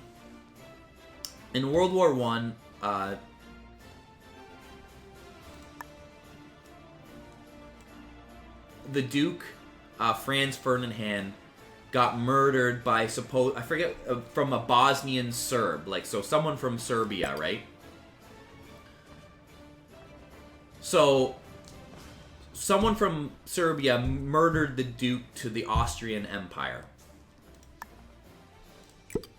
So what happened basically is Austria got pissed at Serbia and said, "You motherfuckers, you murdered our next in line, our Duke, who was about to be a Duke of Austria, you motherfucker. Basically, we're pissed now, and we want you to, we want you guys to do all this shit for us." They basically wanted them to do all this stuff for them. And then Serbia said, "Well, fuck you, we ain't doing shit for you." Then they said, "Okay, well, we're gonna start fucking bombing Belgrade. We're gonna start fucking hitting you guys." So they started hitting them, and then Russia's like, oh, a fellow Slav nation, Russia, said, "Well, what the fuck? Why are they bombing you? That's bullshit. We're gonna step into this. We're gonna settle this. We're gonna help you guys out, Serbia." And then Austria looked at Germany and goes, "Yo, what the fuck? Russia's coming in on this shit. What the fuck, man? What the fuck is this?" So Austria and Germany, who are allies, Germany said, "Okay, we got your back." Russia said to Serbia, "We got your back." Germany said, "Yo, Austria, we got your back." Boom, there you go. Germany, two major players now in it. It's just it's literally, it can be understood as a big brother. My big brother can kick your big brother's ass. You know what I mean? It's like two little kids fighting on the playground, and then they go get their grade 8 brother. Yo, grade 8 brother Russia, fuck that kid up. And then all of a sudden, he's like, "Well, I'm gonna get my big brother Germany to come fuck you up." And that's literally how World War I started. That's literally the premises for World War I. Boom. Then all of a sudden, Russia's involved. That means France is involved. And then eventually, Germany hit Belgium. Then England got involved. Do you know what I mean? All of a sudden, okay, well, now the Ottoman Empire is involved. You know what I mean? Now, you know what I mean? It just all slowly everyone just gets involved from that little situation. That's literally the premises for World War I. Sorry, am I fucking around here, guys? Sorry, I'm fucking chit-chatting, wasting everybody's fucking time here. But okay, let's get the ball rolling here. I don't know why I'm fucking the dog here so much.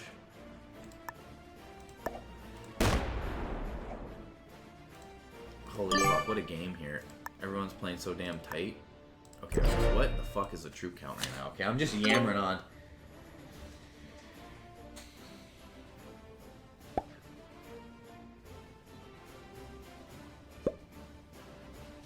So, bruh, the scam the Serbs sold. Man, Russia is a problem in the Balkans. Even today, speaking of evil empires. Green sweating. Love it. When are you guys gonna hammer green? Doobie says. They all want to win. BF says we all want to win. Yeah, everyone's playing really insanely tight. But like I said, I'm still superpower here with 226. I mean, green and orange are pretty close. It's I almost should just break.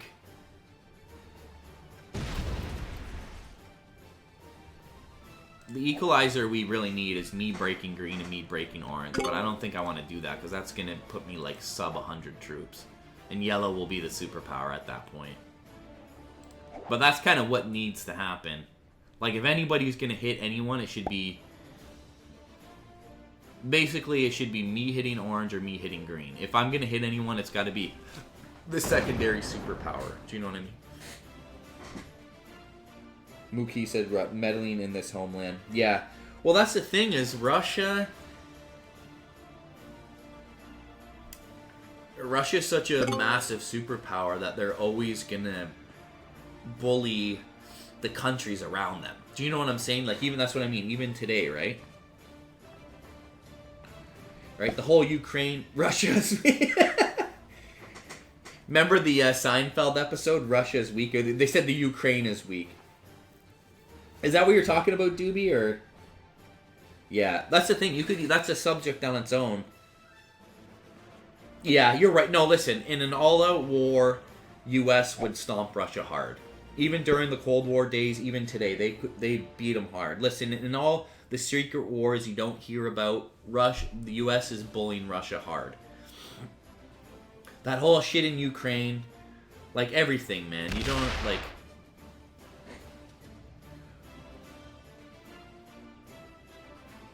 Who wants Russia? It's too cold, Bio says. Also, Balkans are pretty undeveloped. Like, my country has 800 active soldiers and 1,000 in reserve. Yeah. That's the thing, man. Like, all the war, like... That's the thing. You don't understand. All the secret wars that you don't... Are you from... Where are you from, Mookie? What country are you from? Bosnia?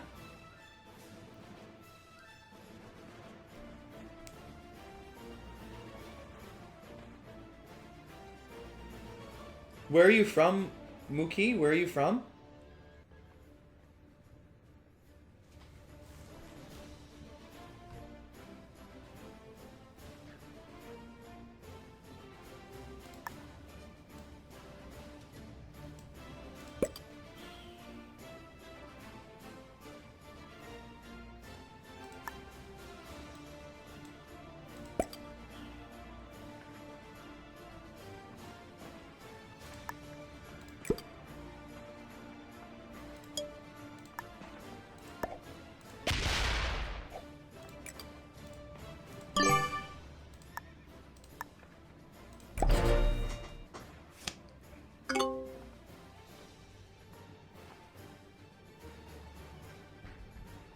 Oh, Bosnia and Herzegovina, sorry if I'm saying that wrong, is one state. We have 3 presidents as a result of the 92 to 93 war. That's like the fall of, see, where's my history? So the fall of the Soviet Union, Berlin Wall comes down. What's that, 89? Why do I always get this wrong? So listen, the Berlin Wall falls, and then eventually the Soviet Russia fell in 91. I think it was Berlin Wall 89, Soviet Russia fell in 91, and then because of that, Yugoslavia broke up, right?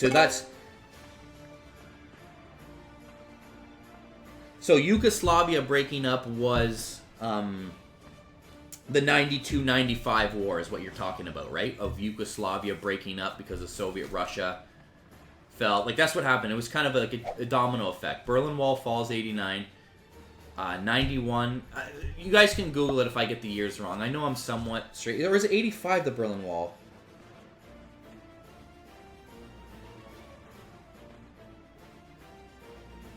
Yugoslavia was never the Russian Empire yet. But what I'm trying to say is because of the Soviet Union's fall, that kind of created a domino effect for Yugoslavia to break up, if my history is correct here. Maybe you know more, Mookie. This is what I've studied from, like, the 1991 Yugoslavia breaking up. The funny thing is, like, I was very young in 91, right? So, like, I remember somewhat hearing about it, 91.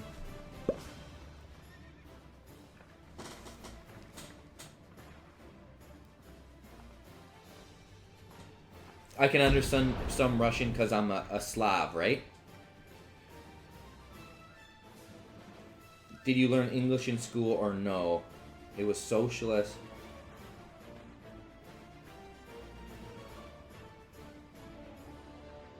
Like, what's Russia gonna do? Attack their allies? Bio says it was socialist. Did you learn English?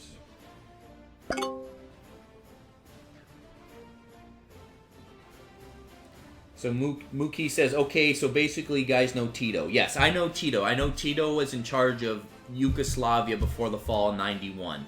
I know he was the head guy of Yugoslavia, right? That's what I don't know too much about Tito, but I know I don't know if he was the president or prime minister or basically I think the dictator of Yugoslavia. I don't know. What was his official title? I know who Tito is though. I know because I think Tito was holding Yugoslavia together. So when Tito passed away, that caused... Sorry, that was more of the chain reaction. Sorry, my turn here, guys. Yo, I would love you, Mookie, to definitely entertain us. Because, like I said, I know very little. All I know is 91 Yugoslavia breaks up. And there was a lot of mini wars and genocides happening and stuff like that. And I know Tito was in part of that. That's really all I know, though. He was a president, but dictator, to be honest. Okay, so he was officially a president, but he ran it like a dictatorship with an iron fist kind of thing, majig. Okay, sorry, guys. I'm going. My turn's going.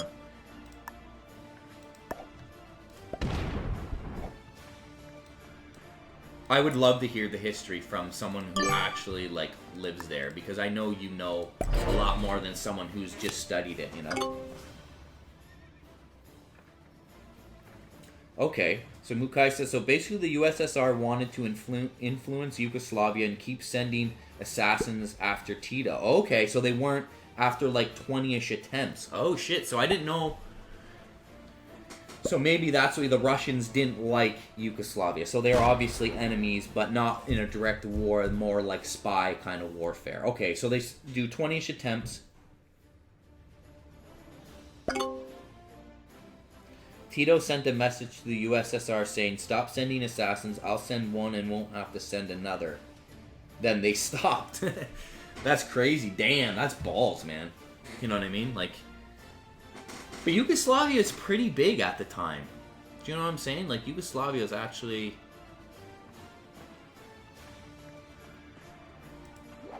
Fuck, what should I do here, man?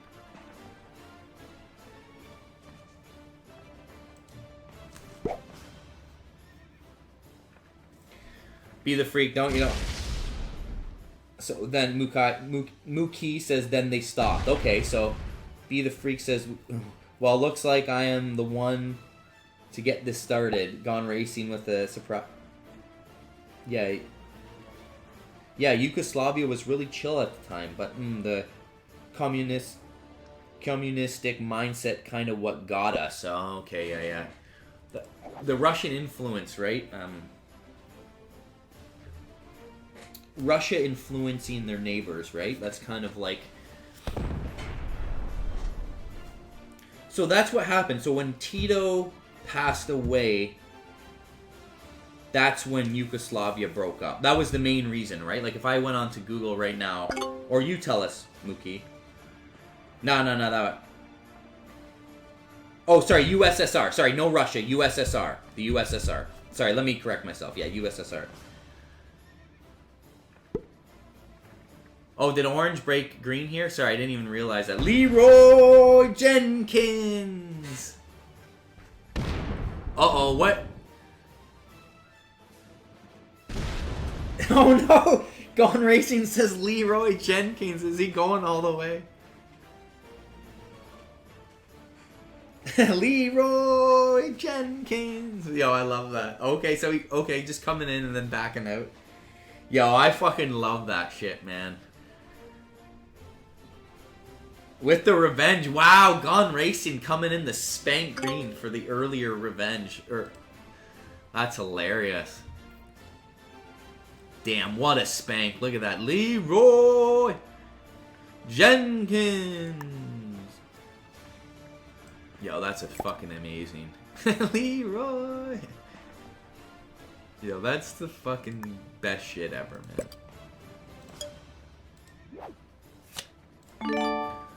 Leroy.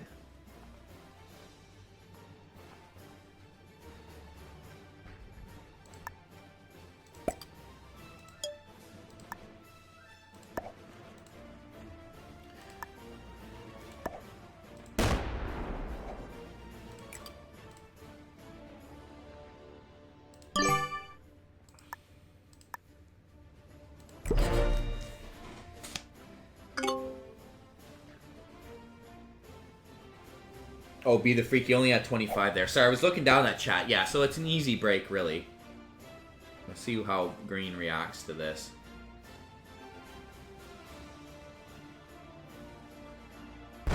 Oh, he vendetta at orange. I can't believe it, even after Gone Racing moved in. Is he just going everywhere? This might be really good for Gandalus. Let's say green hits my 65. Oh, okay, no, they're chilling. I thought he was going to explode in every direction, like that 86. Oh, shit. Oh, shit. Like, he could be definitely coming for me next turn here. I feel like he might explode into Gone Racing or something. I don't know. We'll see what happens.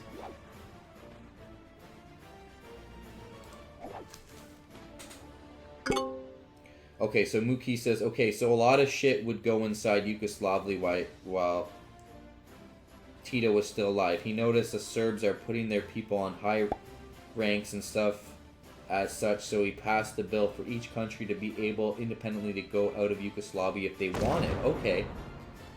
And that was a big fuck you to the Serbs at the time. Oh, interesting.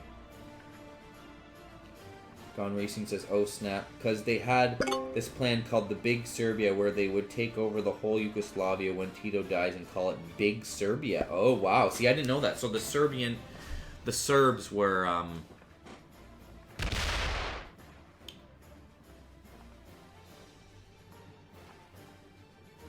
so this, you're saying that the Serbians were the aggressors, I guess, somewhat?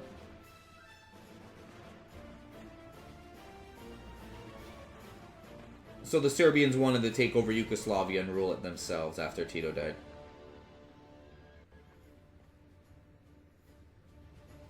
Oh, because Tito passed a law where each country could separate. So first Slovenia separated, then Croatian. They, I don't know in which row. Yeah. Then all of them started separating. No, that makes sense, though. Gas Alarm says, that's some kind of academy ship. Are you first here? Is this your first time here, Gas Alarm?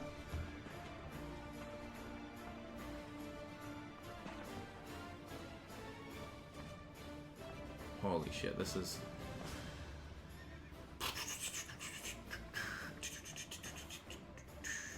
Shit, I gotta keep drawing for a star, but...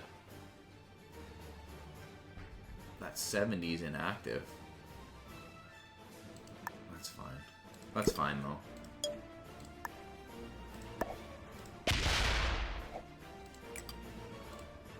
Okay, it's there for defense anyways. See, I would be in big shit, though, if Gandalus decided to break me North America.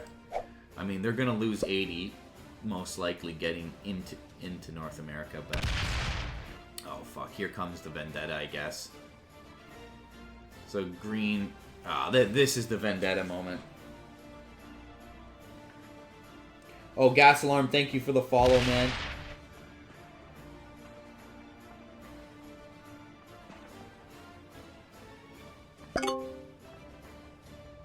The Slovenians would get them out of their country in 10 days. It's actually called the Great Serbia, which was passed in 1989 by the Serbian Academy of Sciences and Art, SANU, the plan. It's called the 10-Day War, Mookie says. What's up, Gas? Bio says, what's up, Gas? And yeah, what's happening, Gas? Also, there was a plan to divide Bosnia and Herzegovina. Sorry if I'm butchering that, between Croats and Serbs before World War II. Hitler came and they didn't realize it. They then tried to do it again in 92, 95. Oh, shit.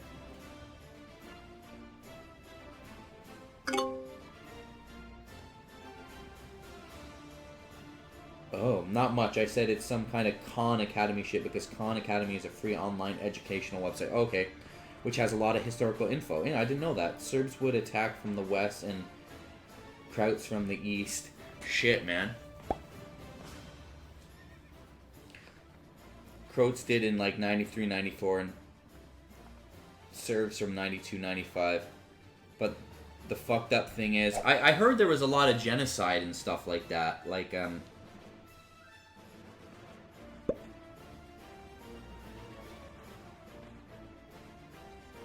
fucked up thing is that the Serbs started a genocide on the Bosnian Muslims. And then did it come full circle?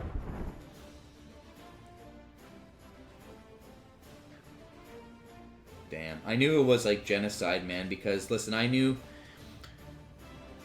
Damn.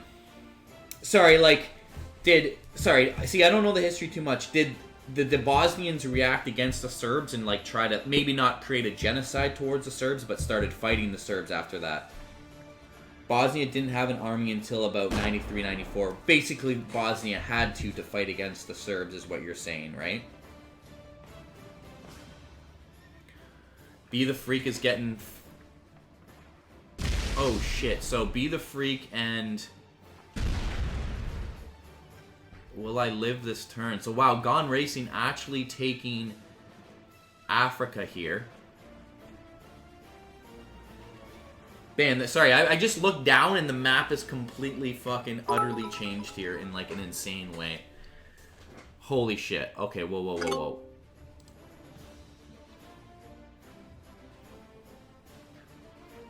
See, now, like, Green's 104 is here. Like, that is fucking scary as shit. Like, I almost want to put him here. Be the Freak might get focused by Green next turn. I don't know here. The Vendetta seems fucking real, that's for sure. Shit. See, I don't even know what to do here. Maybe just put this up to 30 at least.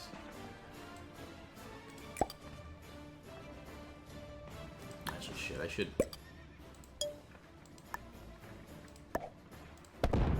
A lot can fucking happen here. A lot can happen.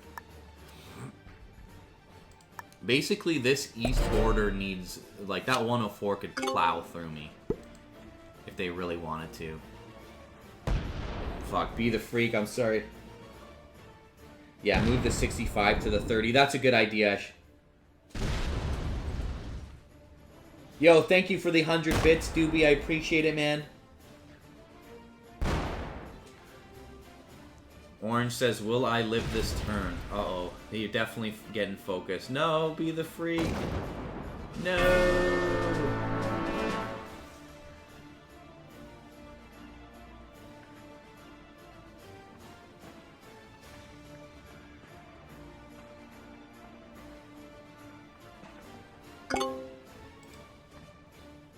Damn. They're down to 44 troops now. That's fucking nothing.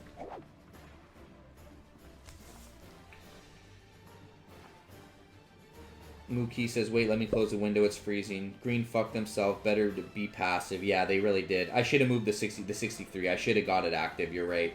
I think I will next turn. Yeah, Be the Freak said, I even pulled out after I broke and he was still mad. I think Green was the liability player, like we said. Like, Green was definitely a liability here. I think Gandalus is going to break me here, which does make sense.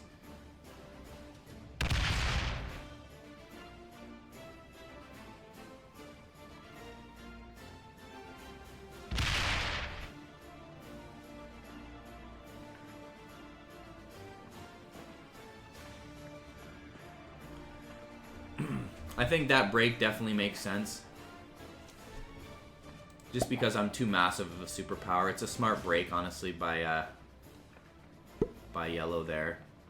Or Gandalus, sorry, I didn't mean to say. That's a smart break. That equalizes shit out a bit. Yeah, Be the Freak. Basically, you got Vendetta. We knew Green was the liability player. That's why I was so scared to break Green in South America, because I knew you'd do something fucking crazy.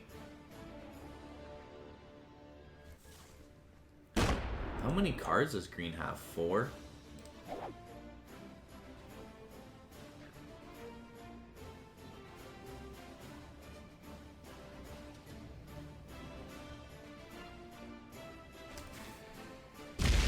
Yeah, be the freak. You did nothing wrong, be the freak. I knew green was insane. That's why I was so worried this whole time. Mookie says, like, this whole war is a touchy subject on the Balkans because everyone is blaming each other, but no hidden mass graveyard has been found by the Serbs, whereas we uncovered dozens of hidden mass graveyards. Now this is risk, Bioth says. Yeah. I know it's very complicated, and like you said, it's a touchy subject because nobody wants to take the blame or anything like that, right?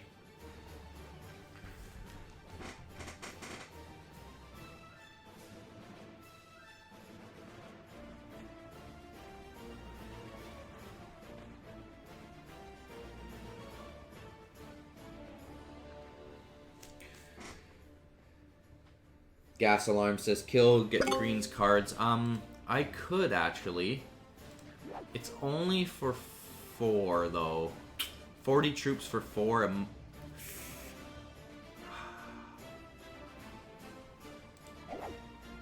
mean, I could kind of do it, but...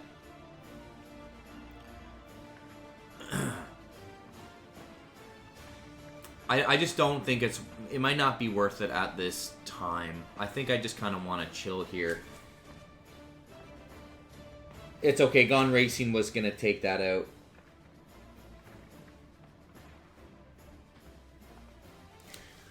Miss Green on the top. I think I'm just going to chill this turn. What I'm going to do actually is just take back North America. I'm not going to take Green out here. I just kind of want to just reestablish North America, to be honest.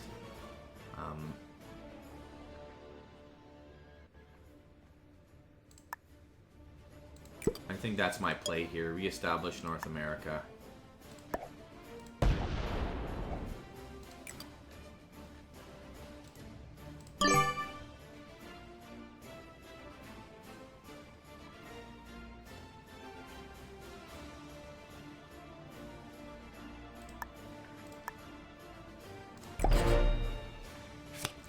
Let's just reestablish North America here, and then we'll see what goes on.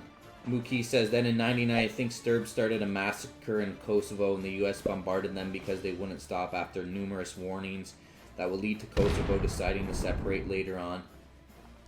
Gone Racing says, I know I would... See, that's what I remember the Kosovo War, because I remember there was kids from Kosovo who started going to my school. So, I didn't understand it at the time in 99. I didn't understand what the fuck was going on, but...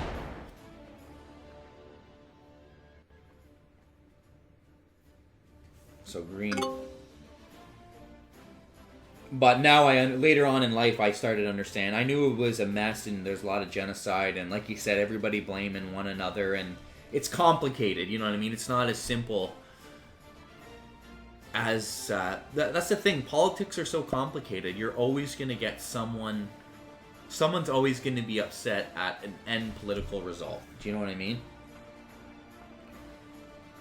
But Gone Racing, I totally messed it up. Gone Racing was trying to take out green. I thought I could do it. Wasn't sure what way to go, LOL. Don't do it. Make purple attack yellow. Maybe activate the 63 somehow. Thanks, Scandalous. Gas Alarm says, I don't know, I'm a noob. That's okay. That's alright, guys. I think my best play there is just to reestablish North America.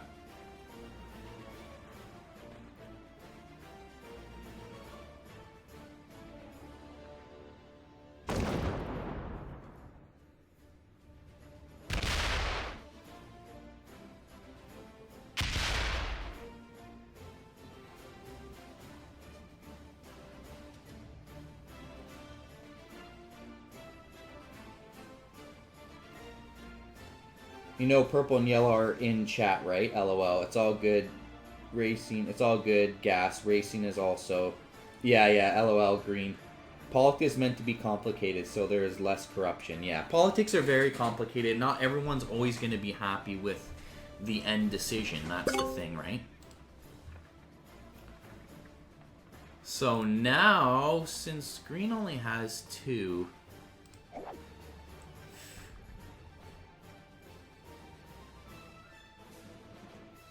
Fuck, I'm not gonna lie, it's very tempting to take green out now.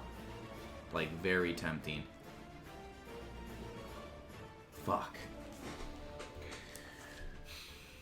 I think it's very tempting to take green out here.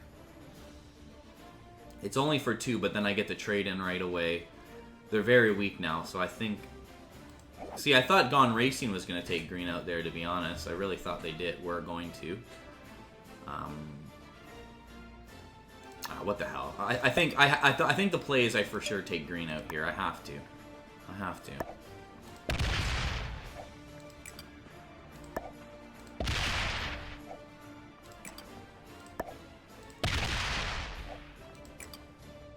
So we eliminate green here.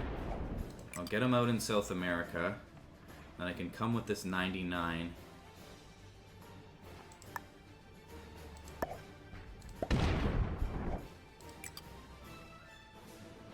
I don't even have to go through Gone Racing's 4. I can go around here. Hit Siberia. Then hit. So we'll eliminate green here. Pick up the 2 stars. I get a trade in. I'm going to move those 82 back to Kamchatka here. Or the 84, I guess, technically. I'll trade in.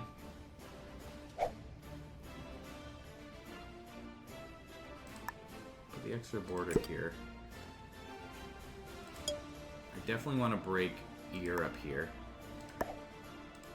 I don't mind giving Gone Racing Africa, but I definitely got to hit Europe.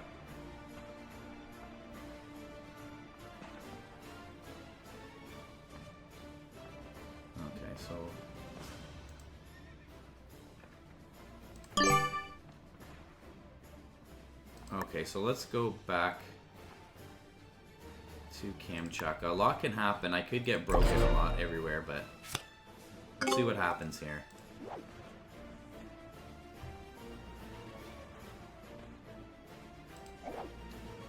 So yeah, I know yellow has a trade-in, but the thing is, yellow's 124. Oh shit. So I Be the Freak says, get my revenge. I got Be the Freak's revenge. I fucked green up. Green's gone. A shit ton of provocations to even today. Serbs denying the genocide, asking Russia to deny it in court. I think it's called G4 or G8, making it so that only the genocide and Srebrenica is accepted as genocide.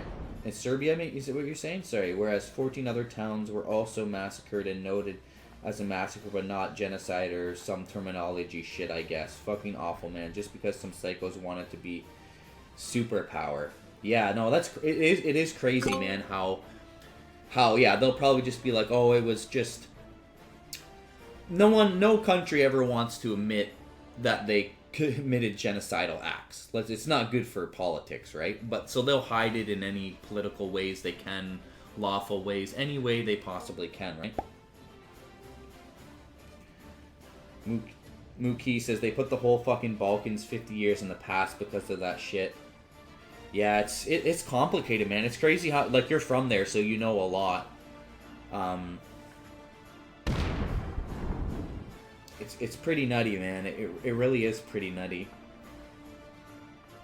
I'm glad you educated everybody and educated me on the whole subject here, because I really don't know too much.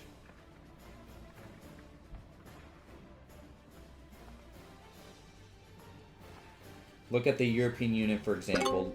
Gas Alarm says, look at the European Union, for example. Least corruption country, collaborate country in the world, and because of its strong bureaucracy and labor protections. For example, in the European Union, employees get 30 vacation days, 10 national holidays, and over 15 sick days on average each year. Move the 84.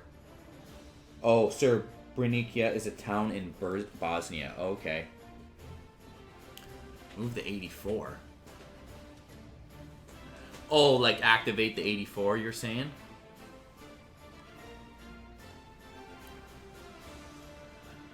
Yeah, I guess I could. I'm a little worried about Gone Racing here. Coming into South America. Not gonna lie, I'm a little worried about that. But that's gonna be everything they got if they hit me there.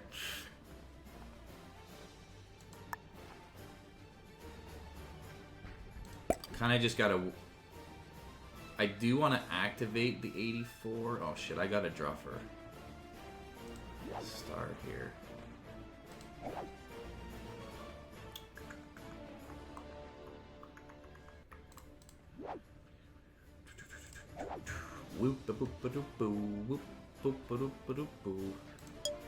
Yeah, I understand. Don't move the 84, yeah.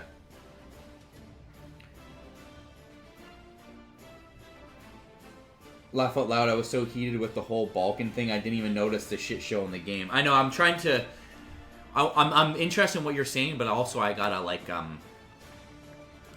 play at the same time here. I just get an easy one here. I might as well just get my easy one in my turn.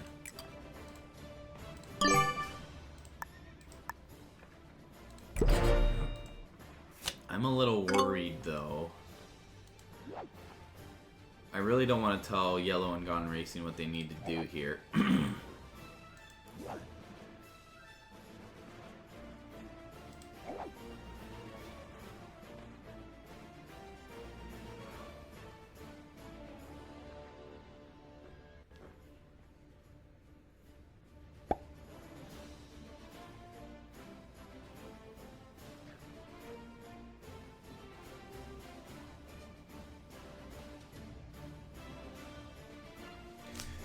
Mookie says, you're from Canada, right? Yeah, I'm from Canada, yeah.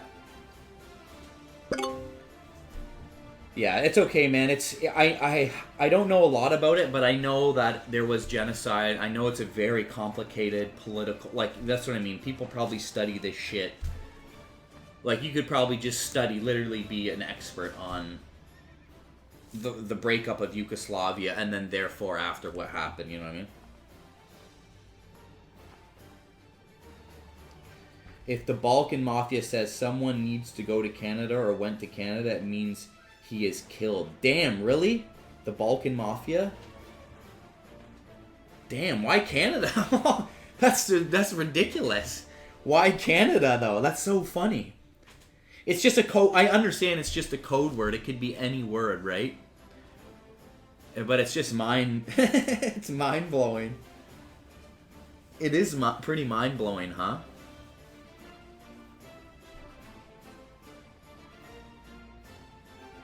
That's funny as shit. It's just a code word. It could be anything, right? It just happened to be Canada.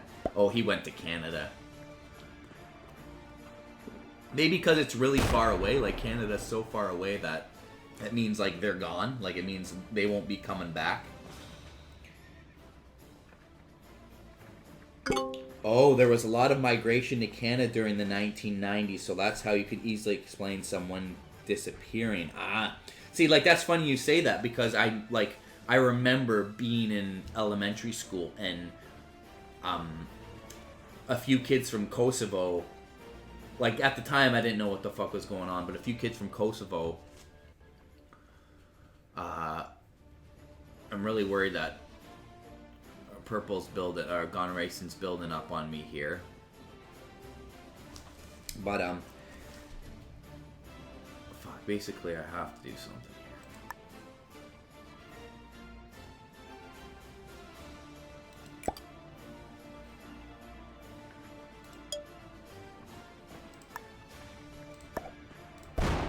Let's just take your crits here. I'm gonna bring them all back, though. Just bring some extra over here. I'm worried that Gone Racing might try to break me here.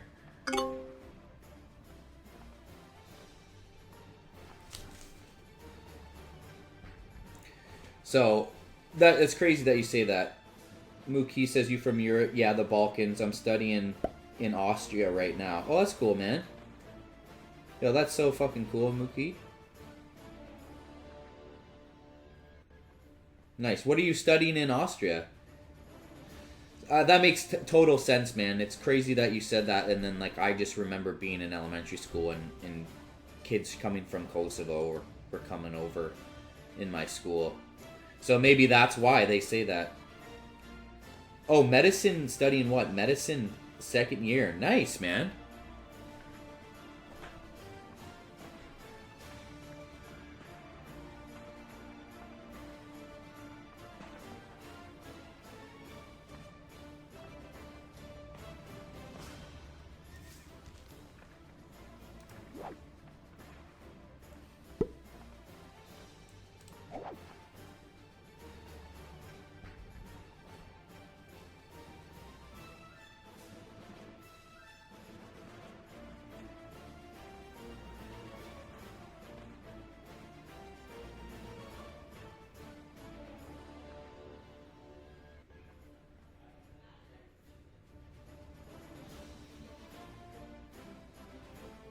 Dude, I want to study medicine, Gas Alarm says, but it's so hard to in the USA. You have to get so much debt, you would be better off just becoming an engineer.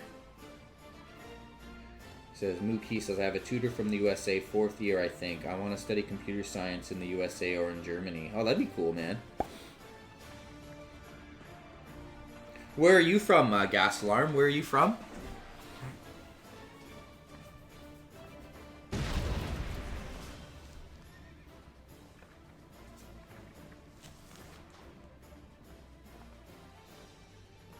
The university prices here compared to US are dirt cheap. Oh, you're from the US. Sorry, you did say that. Sorry. That'd be cool, man. I just feel like going to another country would be like a cool thing, you know what I mean? So at this point, I am a little worried about Gandalus's 113 here. The question is, where are they coming? They can't hit me in the north, so they're going to have to hit me in the 90 or probably the 48 though, right?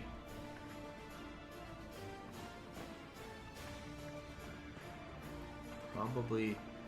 If Gandalus is going to break me, it's going to be the 48.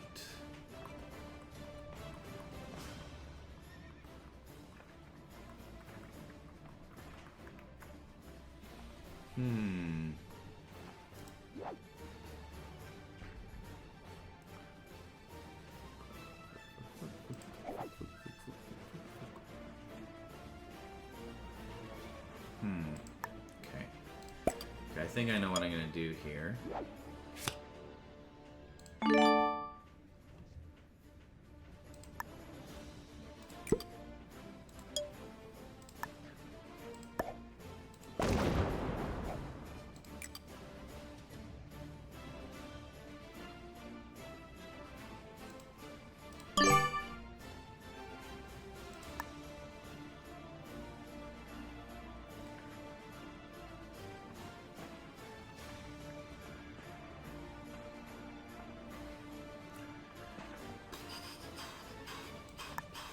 Okay, I'll just get my star here, card here, and move them out.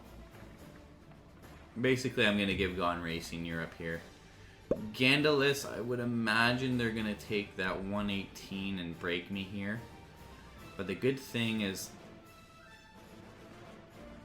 I can respond with the 90 here to potentially break them Australia.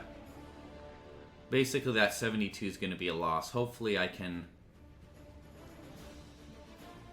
I'm just assuming Gandalus is going for my 72 here in Greenland. I'm not 100% sure, but...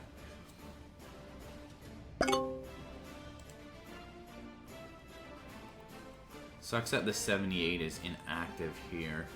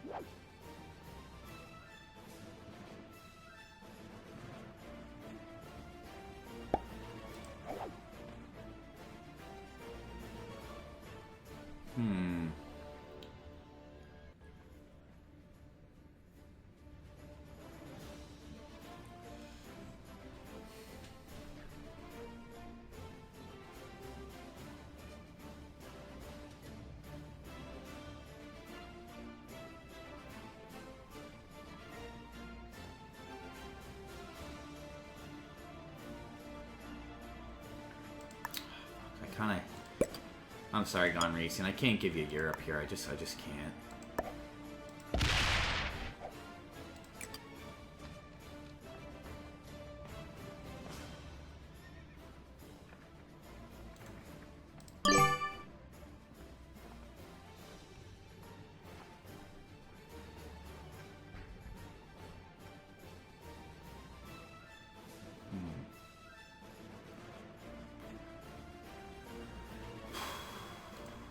let's just chill again. Let's just chill.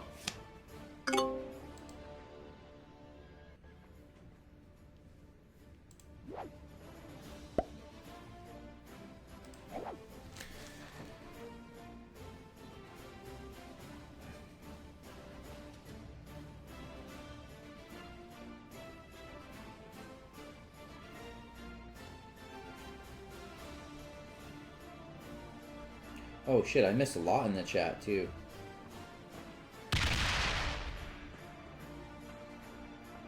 Oh shit, fuck, I missed a lot in the chat. Computer science. Uni prices are cheap, you know. If you DK, what's up DK? If you do medical school in the Navy, it's 100% free. Oh shit. I pay 750 euros a semester, but if you're from European Union, Bosnia isn't part of the European Union, you pay 20 euros per semester. Oh, okay. Wow. It's quite possible. Wow, 750 to 20 euros is disturbing. So Gandalus is going to break here. That's okay. I kind of expected that.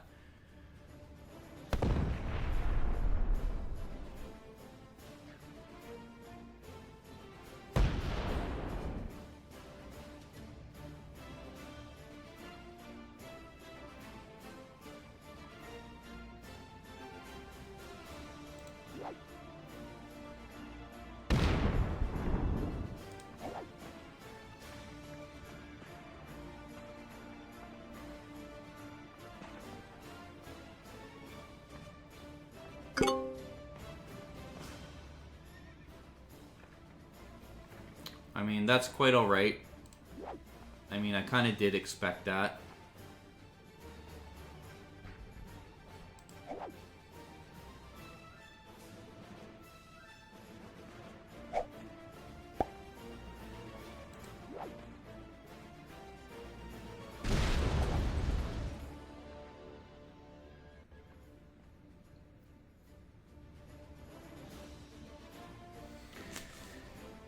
Oh shit, sorry. It's quite possible Gas to study medicine here. You just have to prepare really well, but I doubt you'll find an English course in medicine. Mukai says, yeah, there's a lot of jobs in Europe now, plus I feel like it's an overall better place to live compared to the US. Most of Germany classes are offered in English now, over 90%. Wow, medicine too. Well, fuck medicine, dude. It's not worth the trouble. Mukai says. And then DK, speaking a language. Is that German? The DK you wrote there? Yeah, I'm pretty sure Germany is one of the few that has class in English. It's basically the only one. Oh, yeah. The corona shit is the only time I got off. Yeah, that's shit. Can you imagine doctors right now with this COVID situation? It's probably nuts. Oh, yeah.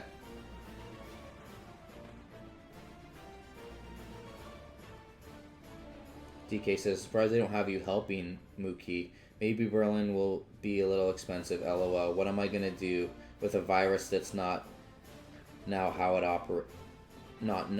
known how it operates? I think you're trying to say. Yeah, what nurses and doctors doing right now, treating symptoms, that's about it. Testing people is In Austria right now. Sorry, is it my turn here, guys? Sorry, it is my turn.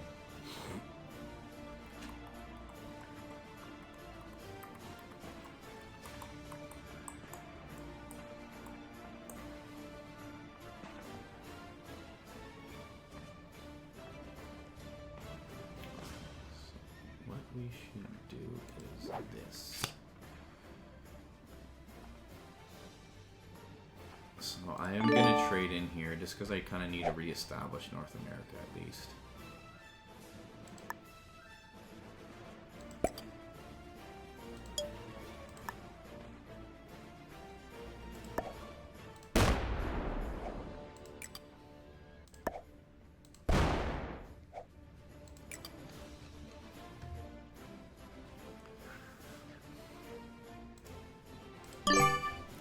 I just want to reestablish North America, basically.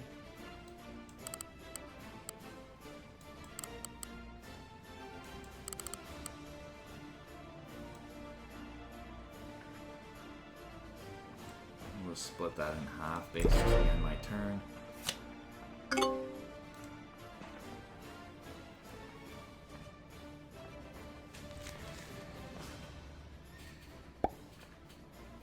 Yeah, well, pretty much a lot of places are closed. Yeah, people Told to stay inside. No, yeah, there's no school.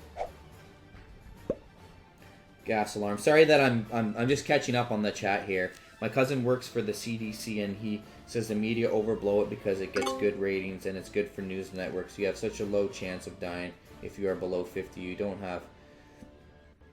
If you don't have a compromised immune system, you shouldn't even worry. Coronavirus is the same as pathogen and causes the common cold. There is a special hospital for corona patients. I think the problem is right now the strain on the healthcare system. Basically are working hard, but I think they're well staffed. Also, if I'm not a doctor and not getting paid, I ain't doing shit and risking it. Yeah, that's true. Yeah, even if you told me I had to, lol. DK says lol. The hospital are summoning 6 years to help them, but uni isn't letting them.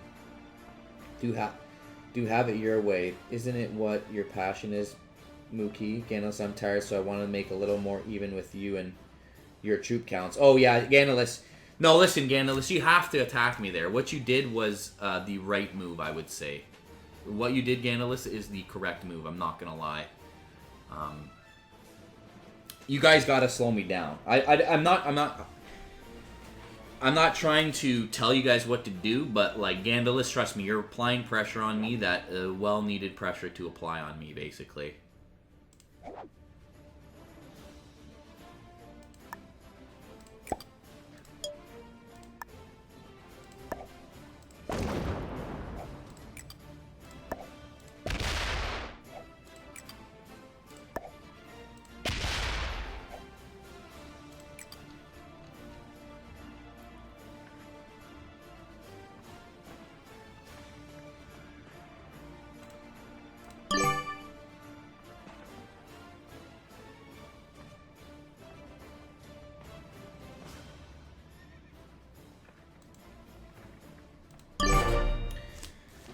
So,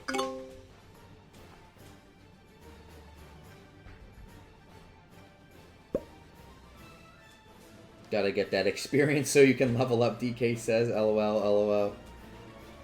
750 euros still isn't that much. It's about $800 or $1,600 each year. So in total, you would pay 64 US for a degree. Damn, compared to my state tuition was a 68,000 USD, and that's in state, not out of state. That is ridiculous. I know, that's why I'm telling you to go for it, Mukai says. But dude, go for the computer science, especially if it's in English, yeah, because even the living price isn't that high. Gas Alarm says, also to Mookie, also what's cool about computer science is because of it was the first degree in the United States, so all countries still program writing code in English. You can go for student homes that range from 300 to 5 years with everything counted for, like electricity and everything, even in Germany. Damn, that's crazy, man. That's insane. That is quite insane. So I am quite worried about that 87, I'm not gonna lie.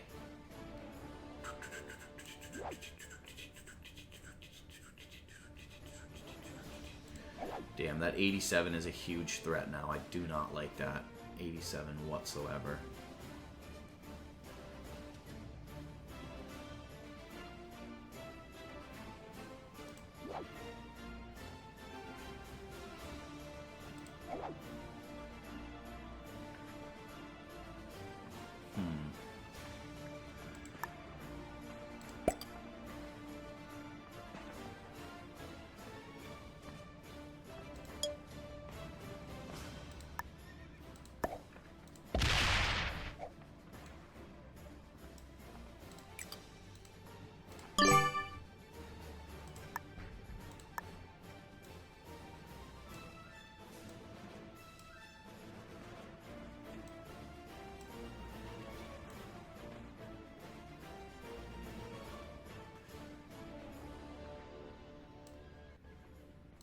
Definitely want to bulk that up. I can't get that I can't let that 87 come in. And if Gone Racing, I can't afford the break here, basically.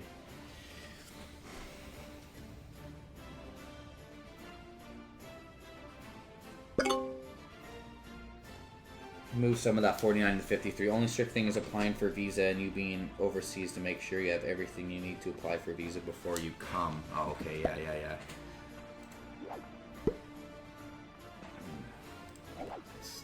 insane risk.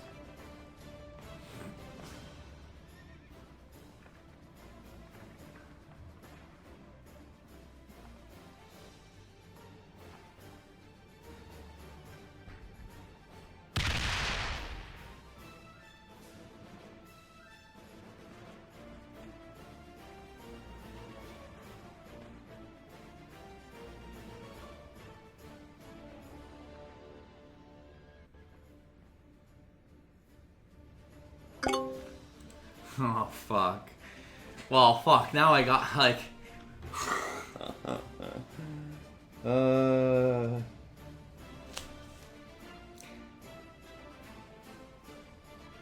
Mookie says, only strict thing is applying for visa and you being overseas. Make sure that everything you need to apply for visa before you come. Yo, you guys just won my match. Blackbeard's Matt. Congrats. Yeah, I kicked everyone at once. Well, Gone Racing has put me in a very rough situation here where basically I need to... If I think Gone Racing is going to take me out next turn, which is probably what is going to happen, and like it kind of has to happen, like they kind of this basically has to happen.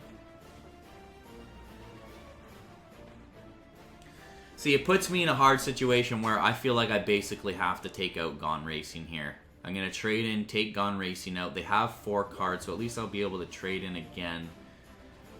But then I'm going to be in a tough situation. I basically have to. Yeah, I have to.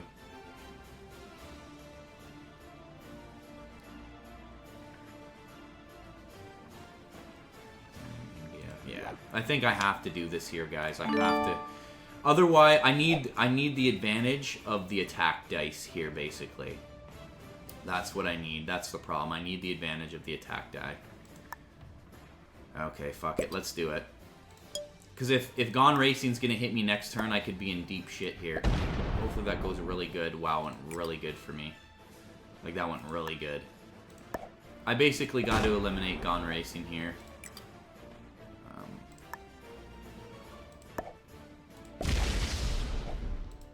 That was really good RNG for me as well. Like, really good. Let me come from this 57. Because if that 130 hits me next turn, like, I'm in deep shit. I basically have to use... It's such a big number that I have to take the attack die advantage there. Plus, I have to,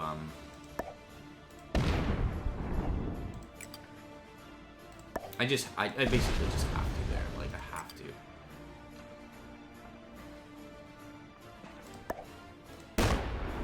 Plus, I get the trade into...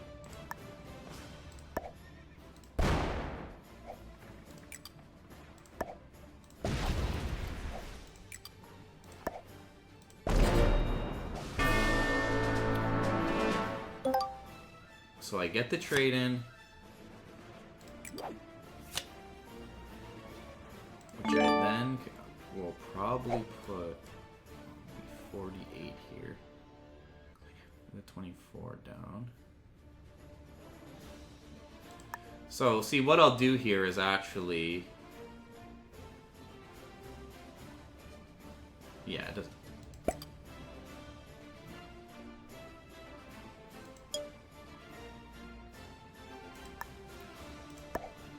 So what the play here is, I mean, I could just go...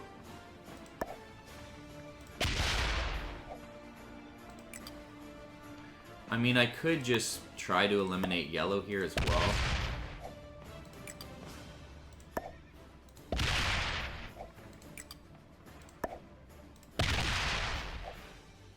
And then move the... Like, I could attack... What I could do is attack with the 56 and then move the 32 into here.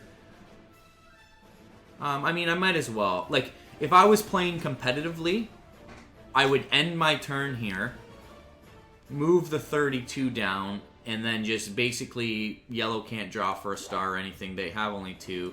Then they have to move the 79 up. Then I have the whole world. But that's okay. I'll just go for it. Like, I'm just saying that's what I would do competitively here, is I would just hold the world.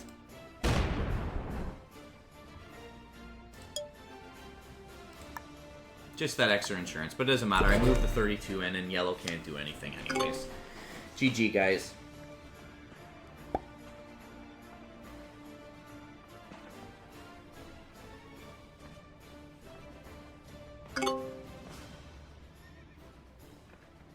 Yeah. See, the thing is, were you going to attack me there, Gone Racing? Were you thinking of attacking me next turn?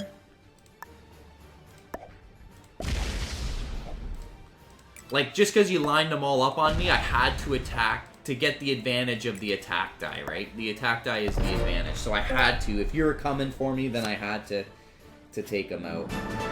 You guys are saying go for it, GG. No, this was a good game, guys. Holy shit, I think this was like a 2.5 game. Like, that's a good risk game, though. A 2.5 hour game is a great risk game. This brought me back to, like, the Xbox One run. See how you survived in Asia, though, and they came back to take Africa, almost Europe? I think I was just too powerful at that point. Gandalf made some good moves to slow me down, but I just still had too many troops at that point. I just had too much momentum, I think, once I eliminated green there. So, you guys were doing the right thing, and you moving that 130 to attack me was a good move because that put pressure on me. I had to basically force to attack you. That could have went bad for me and say I lost them or something. It just went, that battle went really, really good for me, basically.